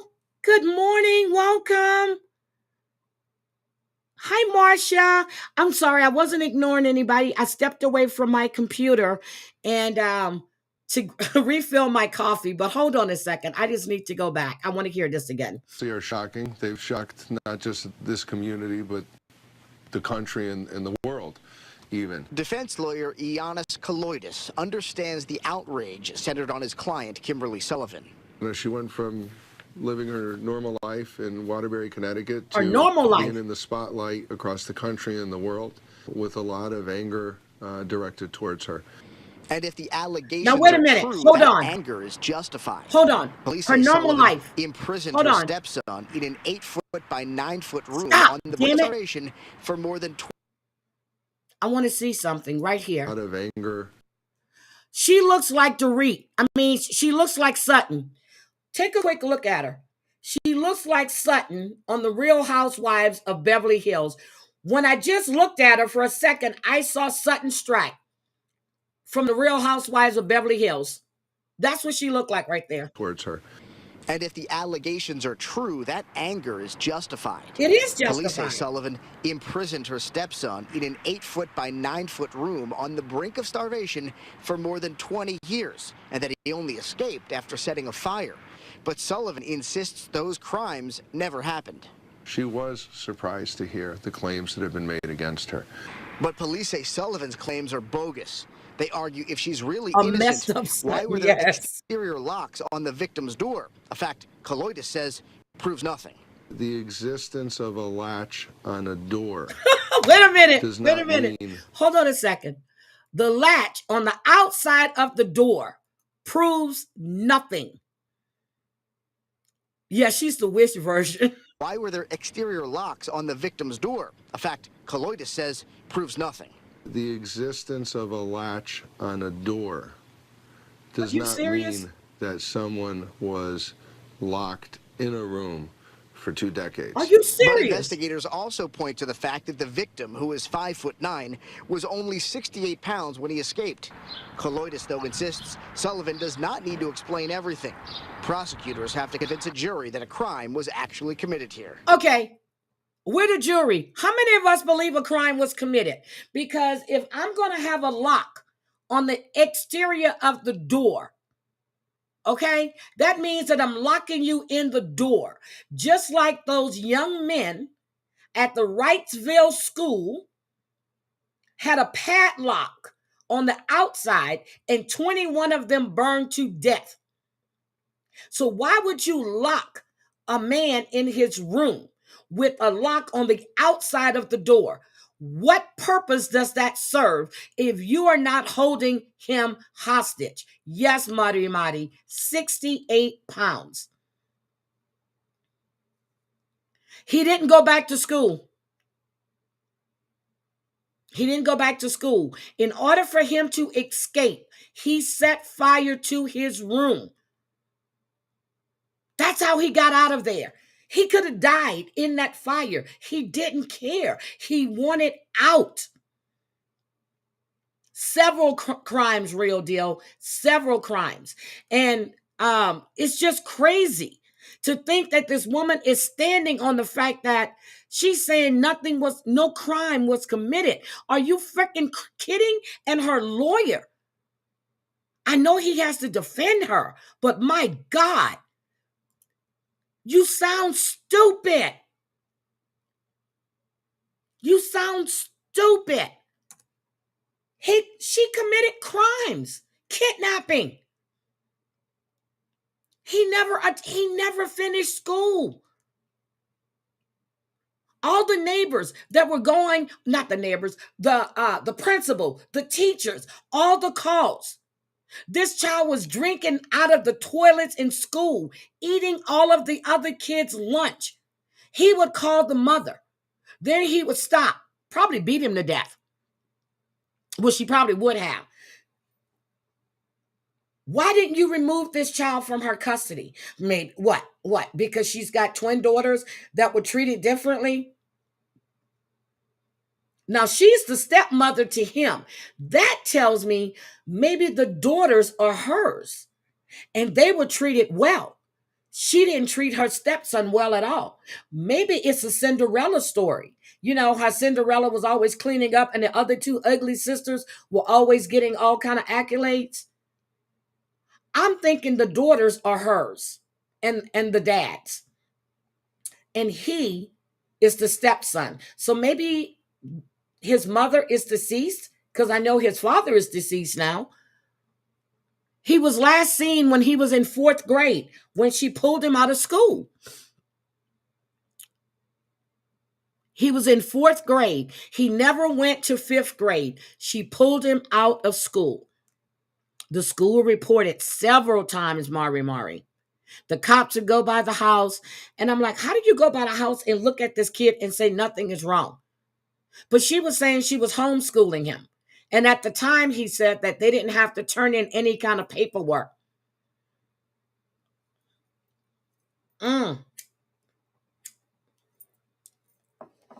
This is crazy.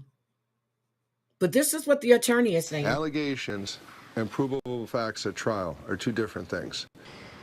Colloidis tells us that he expects Sullivan will enter a not guilty plea at her next court appearance, which is in about 2 weeks. March 26th. But he claims if the case does go to trial, it is likely at least a year away.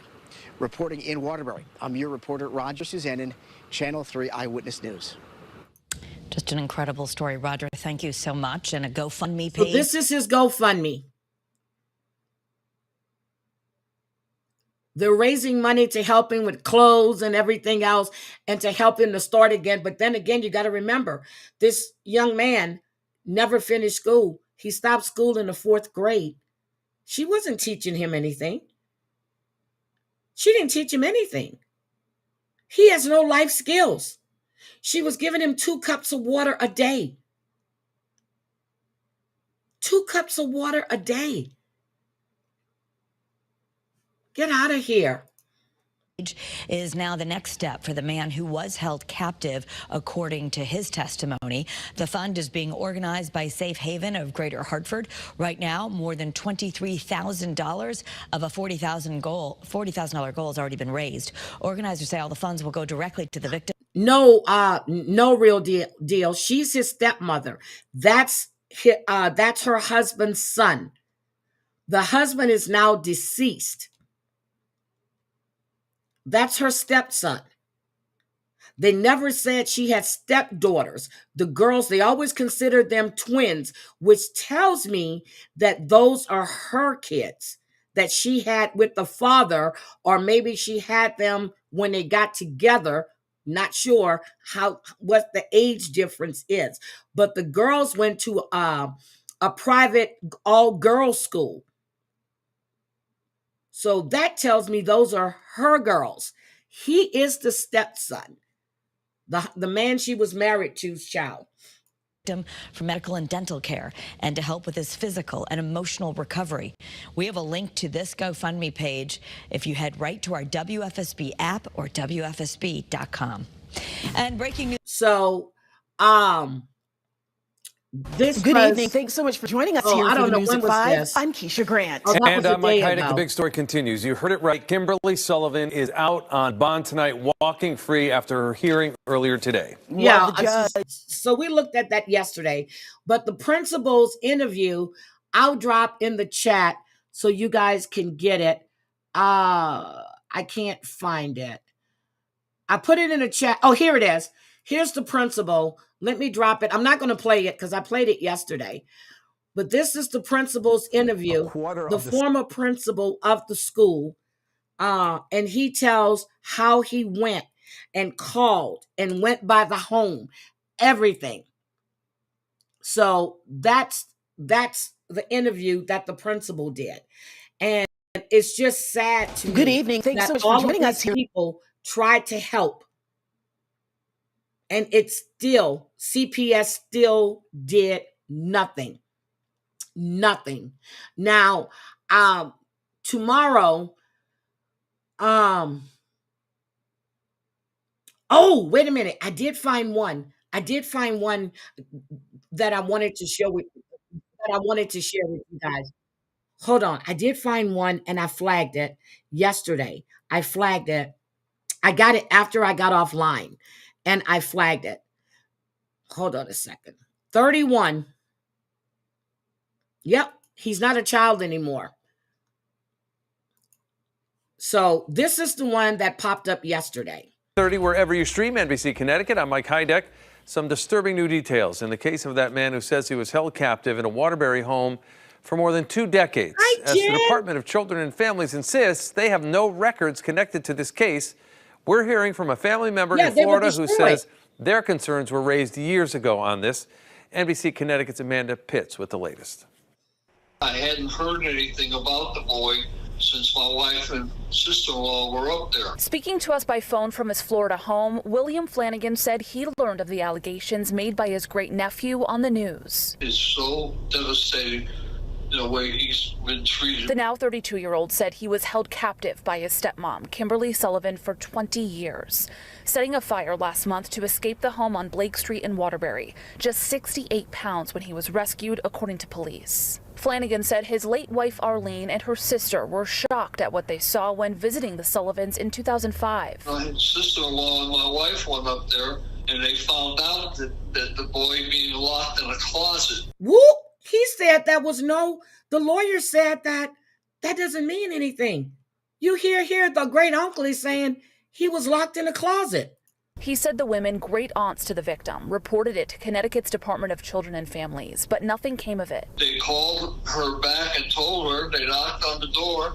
She wouldn't let them in, so it was dropped from that point. That was what I was told. DCF said in a statement Thursday that they looked extensively at current and historical databases and to date have been unable to locate any records pertaining to this family. Jan. Waterbury police said they made one welfare check in 2005, but officers didn't find anything out of the ordinary. It's very disturbing because my sister-in-law tried to get it handled then. Sullivan is now facing a slew of charges. Police say 2 other siblings lived at the home. We've obtained this probate court document for the estate of Sullivan's late husband.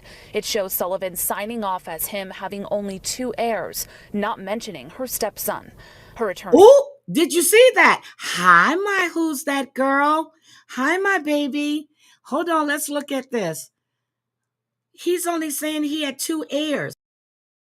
He does not claim his son. It shows Sullivan signing off as him having only 2 heirs, not mentioning her stepson.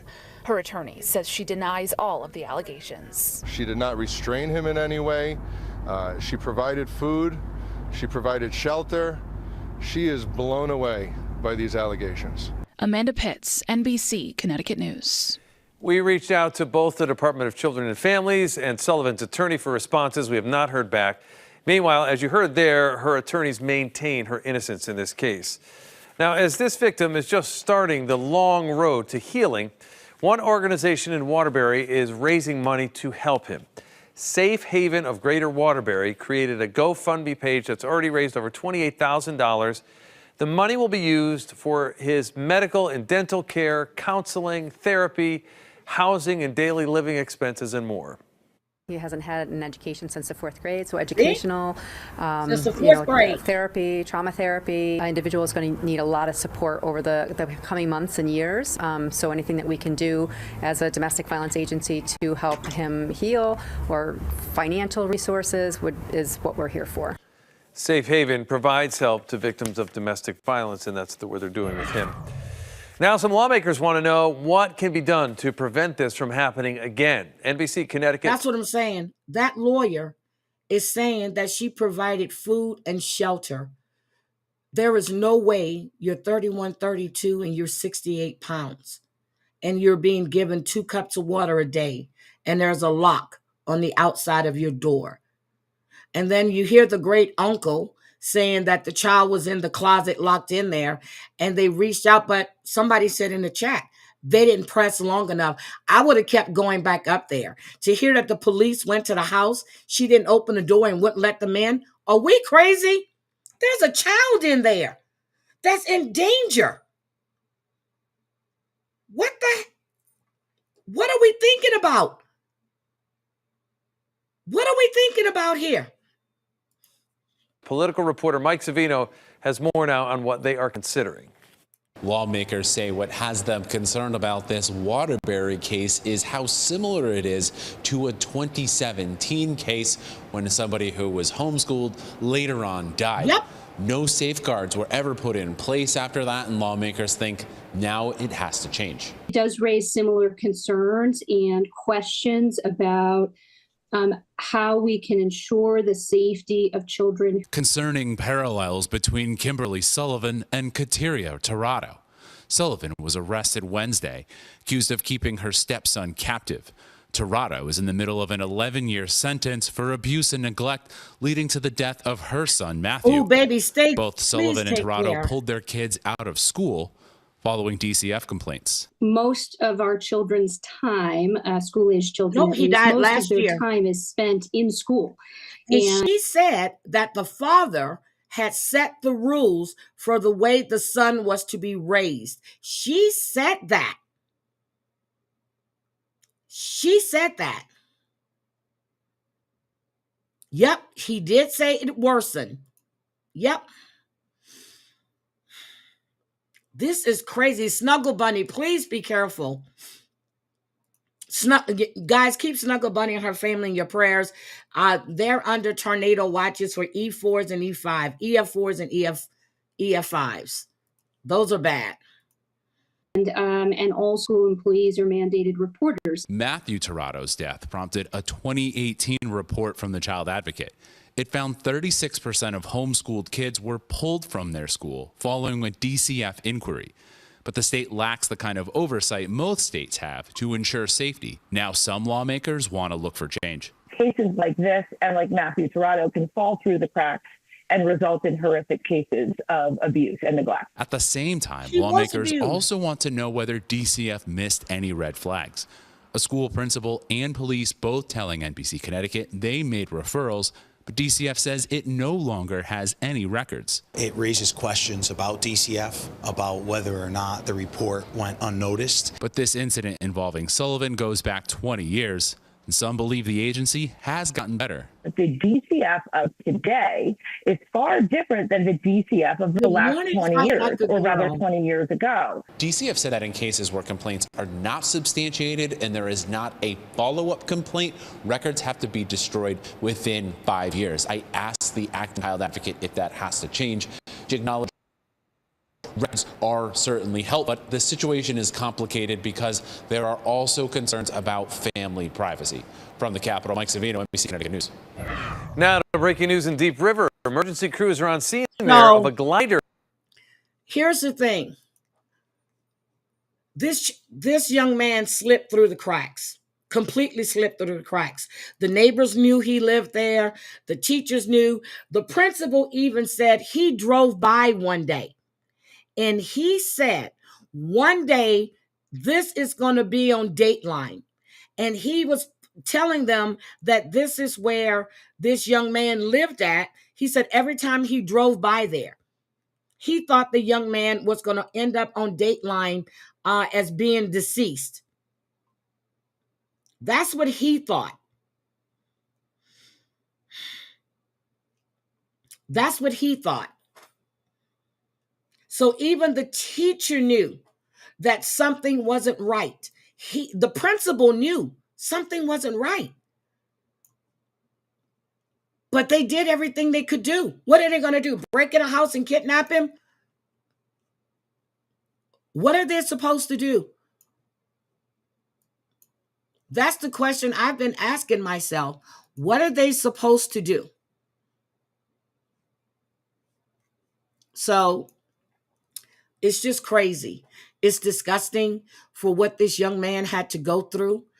I feel very sorry for him, but I'm still confused about the girls.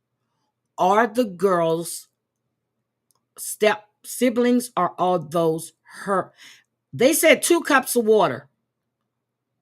They didn't say glasses. They said 2 cups of water a day is what he was getting. That's what was said.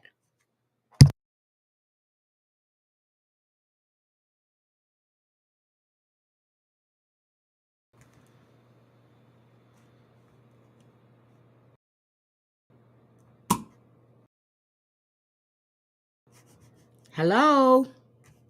You know, my system just froze up on me. I'm like, what the hell? My system froze up. So that's all I want to know. 2 cups of water a day, Jen, not 4. 2 cups of water a day. That's it. That's all he was getting. Not 2 glasses, 2 cups.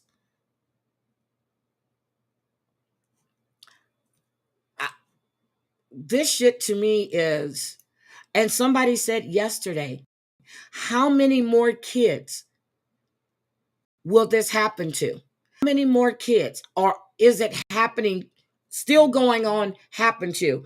I showed the photo of the young woman that was melted into the sofa. I'm wondering why the police wasn't called. They were, real deal, they were.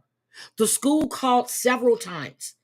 The principal, if you watch that link that I dropped in the chat, the principal called several times. The principal went by the home. The teachers used to bring food to school to feed this young man, this child, because he was in 3rd and 4th grade. They did call. And since they only hold records with CPS for 5 years, those records were destroyed. The records were destroyed. This is crazy. It is sickening to think that young man was treated like that.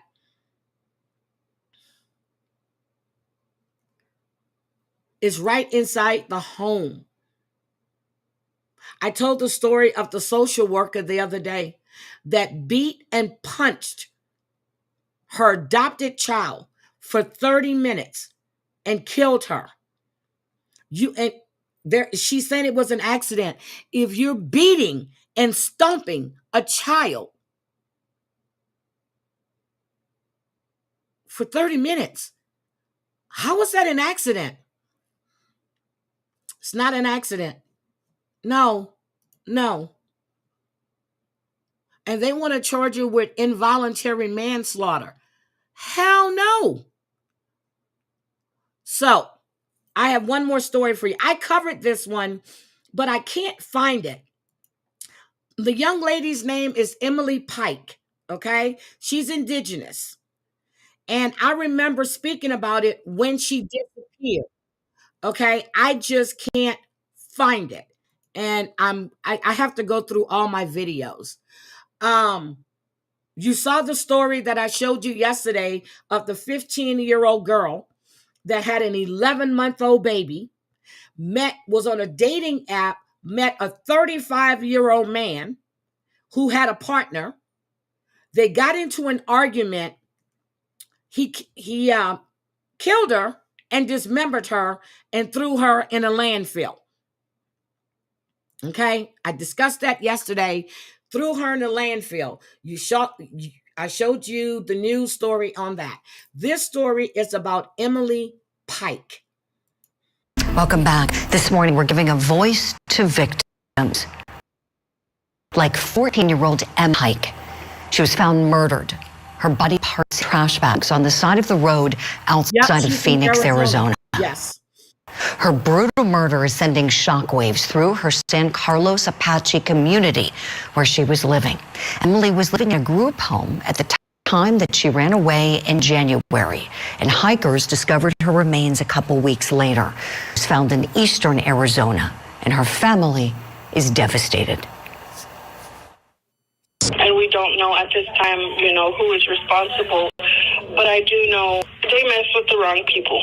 We are not going to be quiet. This is not going to, we want justice and we're not going to be quiet until we get it. Several vigils have been held to honor Emily Pike and to bring visibility to missing and murdered Indigenous people.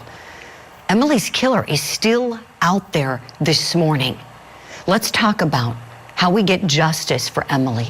I have two very special guests I want to welcome in. They got up very early this morning to be with us, and we're so grateful for that.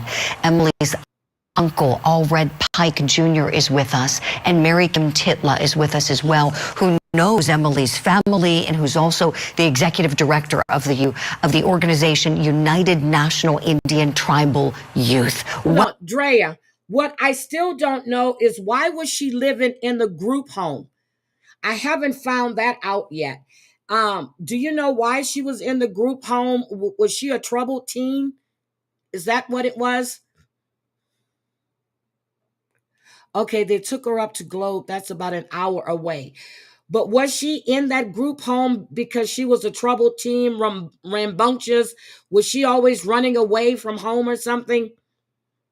Because undoubtedly she ran away from the group home, unless somebody there is responsible, and I'm not going to say that. But that seems really weird to me, because normally Indigenous people likes to take care of their own, and they won't send that child away. That's what I found strange when I first heard about this story. That's what I found strange. Welcome to you both. Allred, I'd like to begin with you, if I may, please. And might I just start by saying, on behalf of everyone at Court TV, we are so sorry for your loss. Allred, tell us about your niece, Emily, please. Emily was just a teen, you know. She was learning how to do her makeup. She was full of life. She was a happy young girl, you know, no matter what the circumstance, you know, she smiled. And all the pictures that are out there, you could see that beautiful smile of my niece. And that's the perfect example of who she was. She was always smiling. Sunshine, just a picture of sunshine when I look at the photos of her. That's how I would imagine her, Allred. Mary Kim, you're also a member of the San Carlos Apache tribe that Emily belonged to. What can you tell us about? Okay, there are tons of kids in foster homes. I get it. Normally, Hispanics, Indigenous. I'm looking at the uncle right here. I'm looking at the uncle. Why didn't he step in? That's what I'm saying. They have the hi, twin mama. That's what I'm saying. That's what I'm finding hard to understand. Why was she placed there? Where is her mother? There is the uncle. There's an uncle right there. I don't know if it's the dad's mom, the brother. I mean, the dad's brother or the mom's brother. But there is an uncle right there. Why weren't you taking care of your niece? What is it that drove her to be in foster care and then moved to a group home? That's all I'm trying to understand. And they never ask those questions. I haven't heard anybody ask those questions.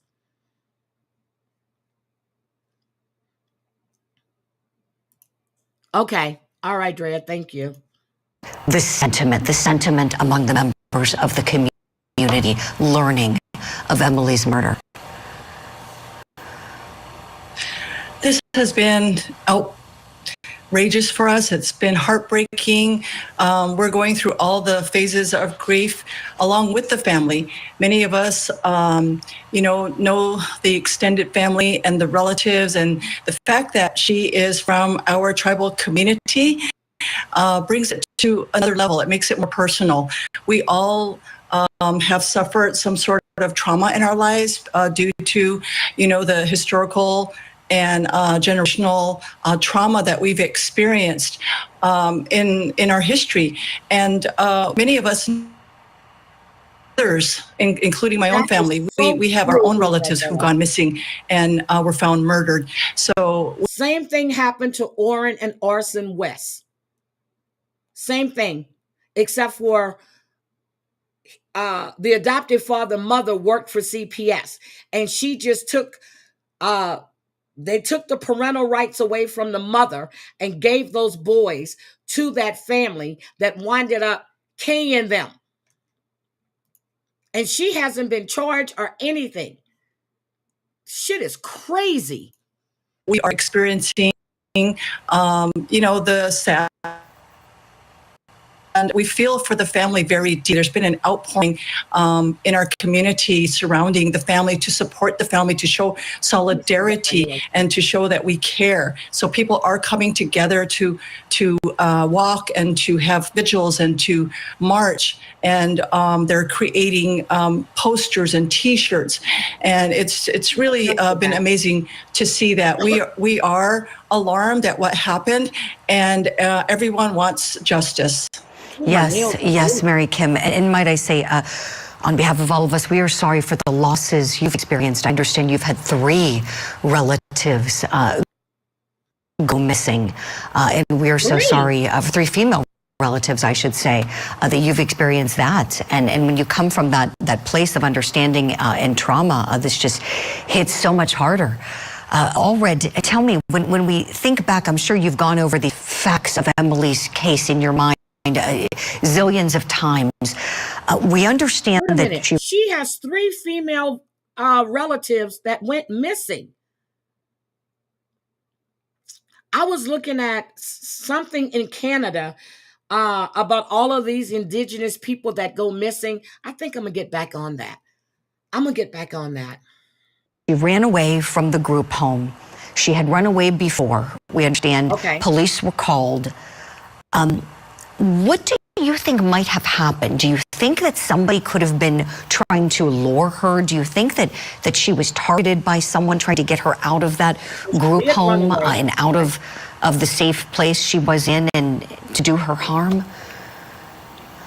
That's a very, the possibility is there for someone to lure her out. I mean, from Mesa to where she was found is a good 80-mile drive. So from where she was at to where she ended up is way out there in the middle of nowhere. So questions kind of come up. How did she end up all the way back close to the reservation borders? Who would be able to do something like this? You know, is it somebody local? Is it that somebody from the valley bring her back down towards close to the reservation? The questions are out there. How, why? You know, it's just frustrating that we're not getting any answers at the moment. Right. I'm sure it's incredibly frustrating. We know, Mary Kim, we know that the Department of Child Safety has opened up an inquiry into that group home where Emily was living. And we know that there's also a legal push in the House of Representatives right now with a bill to try to change the Amber Alert system to make sure that it includes Indigenous people. Your thoughts on these 2 components, please. So your Amber Alerts in Arizona doesn't include Indigenous people? Is that what she just said? Hold on. Amber Alert system to make sure that it includes into that group home where Emily was living. And we know that there's also a legal push in the House of Representatives right now with a bill to try to change the Amber Alert system to make sure that it includes Indigenous people. Oh my God. Your thoughts on these 2 components, please. It's very important to have an Amber Alert for missing and murdered Indigenous women and girls. We know that this is an epidemic. Indigenous women have the highest rates when it comes to missing and murdered Indigenous or people. And so this is very important. We want to make... She left on her own. Somebody picked her up or somebody lured her out. Oh, God. Make sure that this doesn't happen again. There have been too many cases, and we're very concerned, that if someone else goes missing, what's the response time? We all know that there were so many things that went wrong in this particular case, and the family was not notified very quickly. The tribal community did not learn about this issue until a week or 2 later, and it's very alarming. So having an Amber is very important. To address this issue, it is widespread, and we have others in our community that are still missing. I'm looking for the Amber Alert criteria in Arizona. It says in Arizona, an Amber Alert can be issued when a law enforcement agency confirms an abduction of a child under 18 or determines the child is not a runaway and the abduction poses a credible threat of immediate danger, serious bodily harm, or death to a child. So they have to determine that the child is not a runaway. In this case, she's ran away from that group home At least 2 times they've mentioned. So they're thinking she's just a runaway. I get it. Not been found. Okay. And what's really alarming is that the perpetrators in this case are still on the loose. So obviously, there is some level of fear. The community, they're still out there. And again, Emily deserves justice. The family deserves justice. Deserve closure. Yes, they sure do. We're going to continue following the case. I want to have you both back on again sometime soon. Mary, Kim, Allred, thank you both so much for talking about this very important case. We appreciate you, and we send you our love.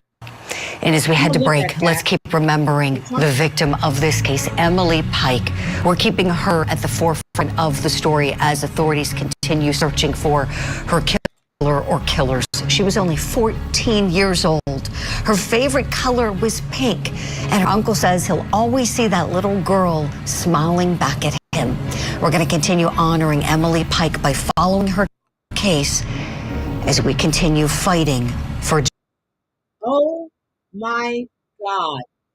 Okay, I just wrote this down. I need to fight like a girl. You did give me that idea. Who's funding this group home? I definitely need to look more into this. But I heard Sophie was playing Lori Jones live yesterday on TikTok, or the day before, and this woman came on there and she was talking about Emily Pike, and she was telling Lori that she would be a good person to speak on Lori Pike. And honey, Lori is not a good person to speak on anything. This woman had her children taken away from her because of neglect. Lori is not the person that you want to speak to. No, they didn't show the memorial, but I'll take a look at this, and I'll do that tomorrow. Lori is not the person that you want to speak to. Okay. And then I was cruising through IG, and it seems like yesterday, Karini set up a GoFundMe so she can get money to pay for her lawyer fees to try to get her kids back. Girl, stop. Girl, stop. She was disrespectful to the woman. I only heard a part of Sophie's live because I was in and out of doing things, so I will have to go back and listen. But I'm sitting there. Lori Jones isn't an advocate for anybody. No one. What the hell is wrong with you people? You definitely don't know this piece of shit with the 4.5 teeth. That's why I found her a boyfriend this morning, and I posted it. But anyway, I'm going to get out of here. Hopefully Savage goes live tonight and do a garage live. I haven't seen it yet, but she may do a pop-up. I don't know if George is doing a live today or not. Chandler PD let her ass go when her husband was clearly killed by. Wait a minute. Who did Chandler let go? And then I definitely, if you guys haven't watched Lori Vallow, we're going to discuss that tomorrow. And Drea, I finished Beauty in Black. Oh my God. Kimmy is now the stepmom. Girl, everybody is he's so fine though. That old man ain't dying. I can't wait for season 2. They're all over TikTok. All the men of Beauty in Black. If you guys don't watch Beauty in Black. Oh, George is going live. Hold on a second. Let me look. Jen, are you going to be going live? If you're going live, can somebody drop Jen's link in the chat, please, for me? Drop Jen's link. We're going to discuss Lori Vallow tomorrow. I want to discuss Karen Reed because from everything I'm getting and from everything I told you, you told me? Oh, Lori Vallow. Yes, I'm sorry. Yeah, we're going to discuss Lori Vallow tomorrow.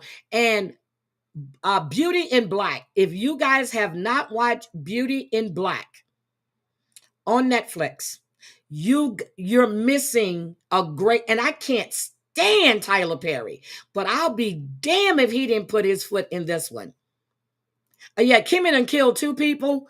The old man that died in the back seat. Angel is something else. But yes, so Kendra, thank you. Kendra, I have a good show for you to watch. It's called Beauty in Black. It is really, really a good show. Oh my God, they're showing these tornadoes. Oh, hold on. Hold on, guys. Hold on. Let me show you these damn tornadoes. What the fuck? Hold on. Why is my pause isn't working? Hold on. Let me show you this before we get out of here. And prayers. You guys stay safe. I remember my aunt was in the place. Tornadoes sound like a damn freight train. It sounded like a freight train. So hold on. Let's go back. The latest video we're getting on this Saturday morning, courtesy of Chicago and Midwest storm chasers. Take a look. As you can see, someone pointing at a tornado cell. Just tragic news we're learning of this Saturday. At least 3 people are dead in Missouri following a widespread and dangerous severe weather outbreak Friday evening after numerous tornadoes were spotted traveling through the state, causing significant damage. And that's what you're seeing on your screen right now is one of those tornadoes that was spotted. Early this Saturday morning, as I change your shot on the screen, the Missouri State Highway Patrol, they reported 3 deaths of a man and woman in the Bakersfield area of Ozark County. They now changed that to 2 deaths. They say, quote, severe storms caused significant damage in Rolla, Missouri. Buildings are destroyed. Power outages continue to affect the community. Stay safe and allow first responders and utility workers to do their critical work. They say hashtag Rolla strong, hashtag storm damage. And you can imagine as we are getting more information, Fox Weather now putting this out, new photos in from Rolla, Missouri, showing the extent of tornado damage. Oh, goodness. The entire front of this plaza there, you can see windows completely on and debris just scattered across the parking lot. It further shows what people are going to be waking up to on this Saturday morning. Now giving you more video that has been shared with us here on Live Now from Fox. We know about 140 miles to the east in Butler County, another fatality was confirmed to Fox Weather by Robbie Myers, the director of the Butler County Emergency Management. And again, as daylight does arrive on this Saturday, state officials anticipate to discover further damage throughout the region. Of course, we will be keeping a close eye on our content partners throughout the day, also keeping a close eye on the websites from government officials in case they have any press conferences. Of course, when that gets underway, we will share that with you here on Live Now from Fox. Let's go ahead and go to our third 2-minute commercial break of the hour. When we come back, heading out to Birmingham, Alabama, giving you a live look at the stadium there, protective stadium there at UAB. We'll be checking. Guys, be careful. Snuggle Bunny is right in the middle of all of that. Send prayers out to them. But yeah, tomorrow we will be talking about Lori Vallow, her interview with Keith Morrison. And if you want to go listen to her son's take on the interview, his name is Kobe Ryan. He is on YouTube as well. Good morning, Aesops. But the Karen Reed case, like I was saying before I saw that, I don't believe that she killed that officer. I believe he came home, he was drunk. I'm under the understanding that a DEA agent, a couple of the cops that were there, I think they did something to this man. I think there's a lot of shit that they're trying to cover up. And there's a documentary on Karen Reed as well. I don't believe she ran him over. I remember the way she said it was, did I run him over or did I hit him? She didn't say I hit him. It was a question. It was a question. You got to watch the interview, Drea. But I love you guys. And if George is going live, I don't see it. Let me check one more time. Let me see if George, because I need to change my avatar. Let me see. I'm George W. Hold on. I don't see a live schedule for him yet. I know he was down on YouTube, and he said the next time we'll see him, unless he's going live on Rumble, I don't see it, and I'm checking his community tab right now. No.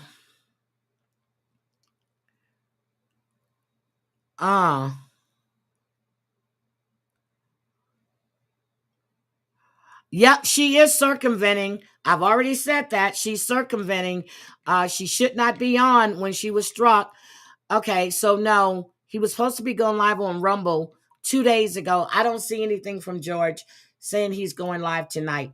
But again, I'll talk to you guys later. Everybody have a great day. Jen, thank you for the super chat. I really appreciate it. Don't forget, tomorrow is Sunday. Tomorrow is the day that we... Drea, how do I say that again? That I want you to open your stingy... That I want you to release your stingy hearts. Something like that. I don't know. I'll see you guys later. Thank you. Bye. You're irresponsible, but they're always possible. If you just believe, you could be so remarkable. Thoughts in my head, a collage and they spread. I'll be great one day, going off of my meds. No, I'm not giving up. No, I'm not giving in. I will make it to the top, taking That's off. true, Greg. I gotta make it. I'm saving every day to taste it. I'm patient, but my mind, it can hardly take it. I'm chasing a dream that I've had for several ages. A vacant modern kingdom for the taking. Now that I've been put through hell, I never Bye, everybody. I had to do it all myself.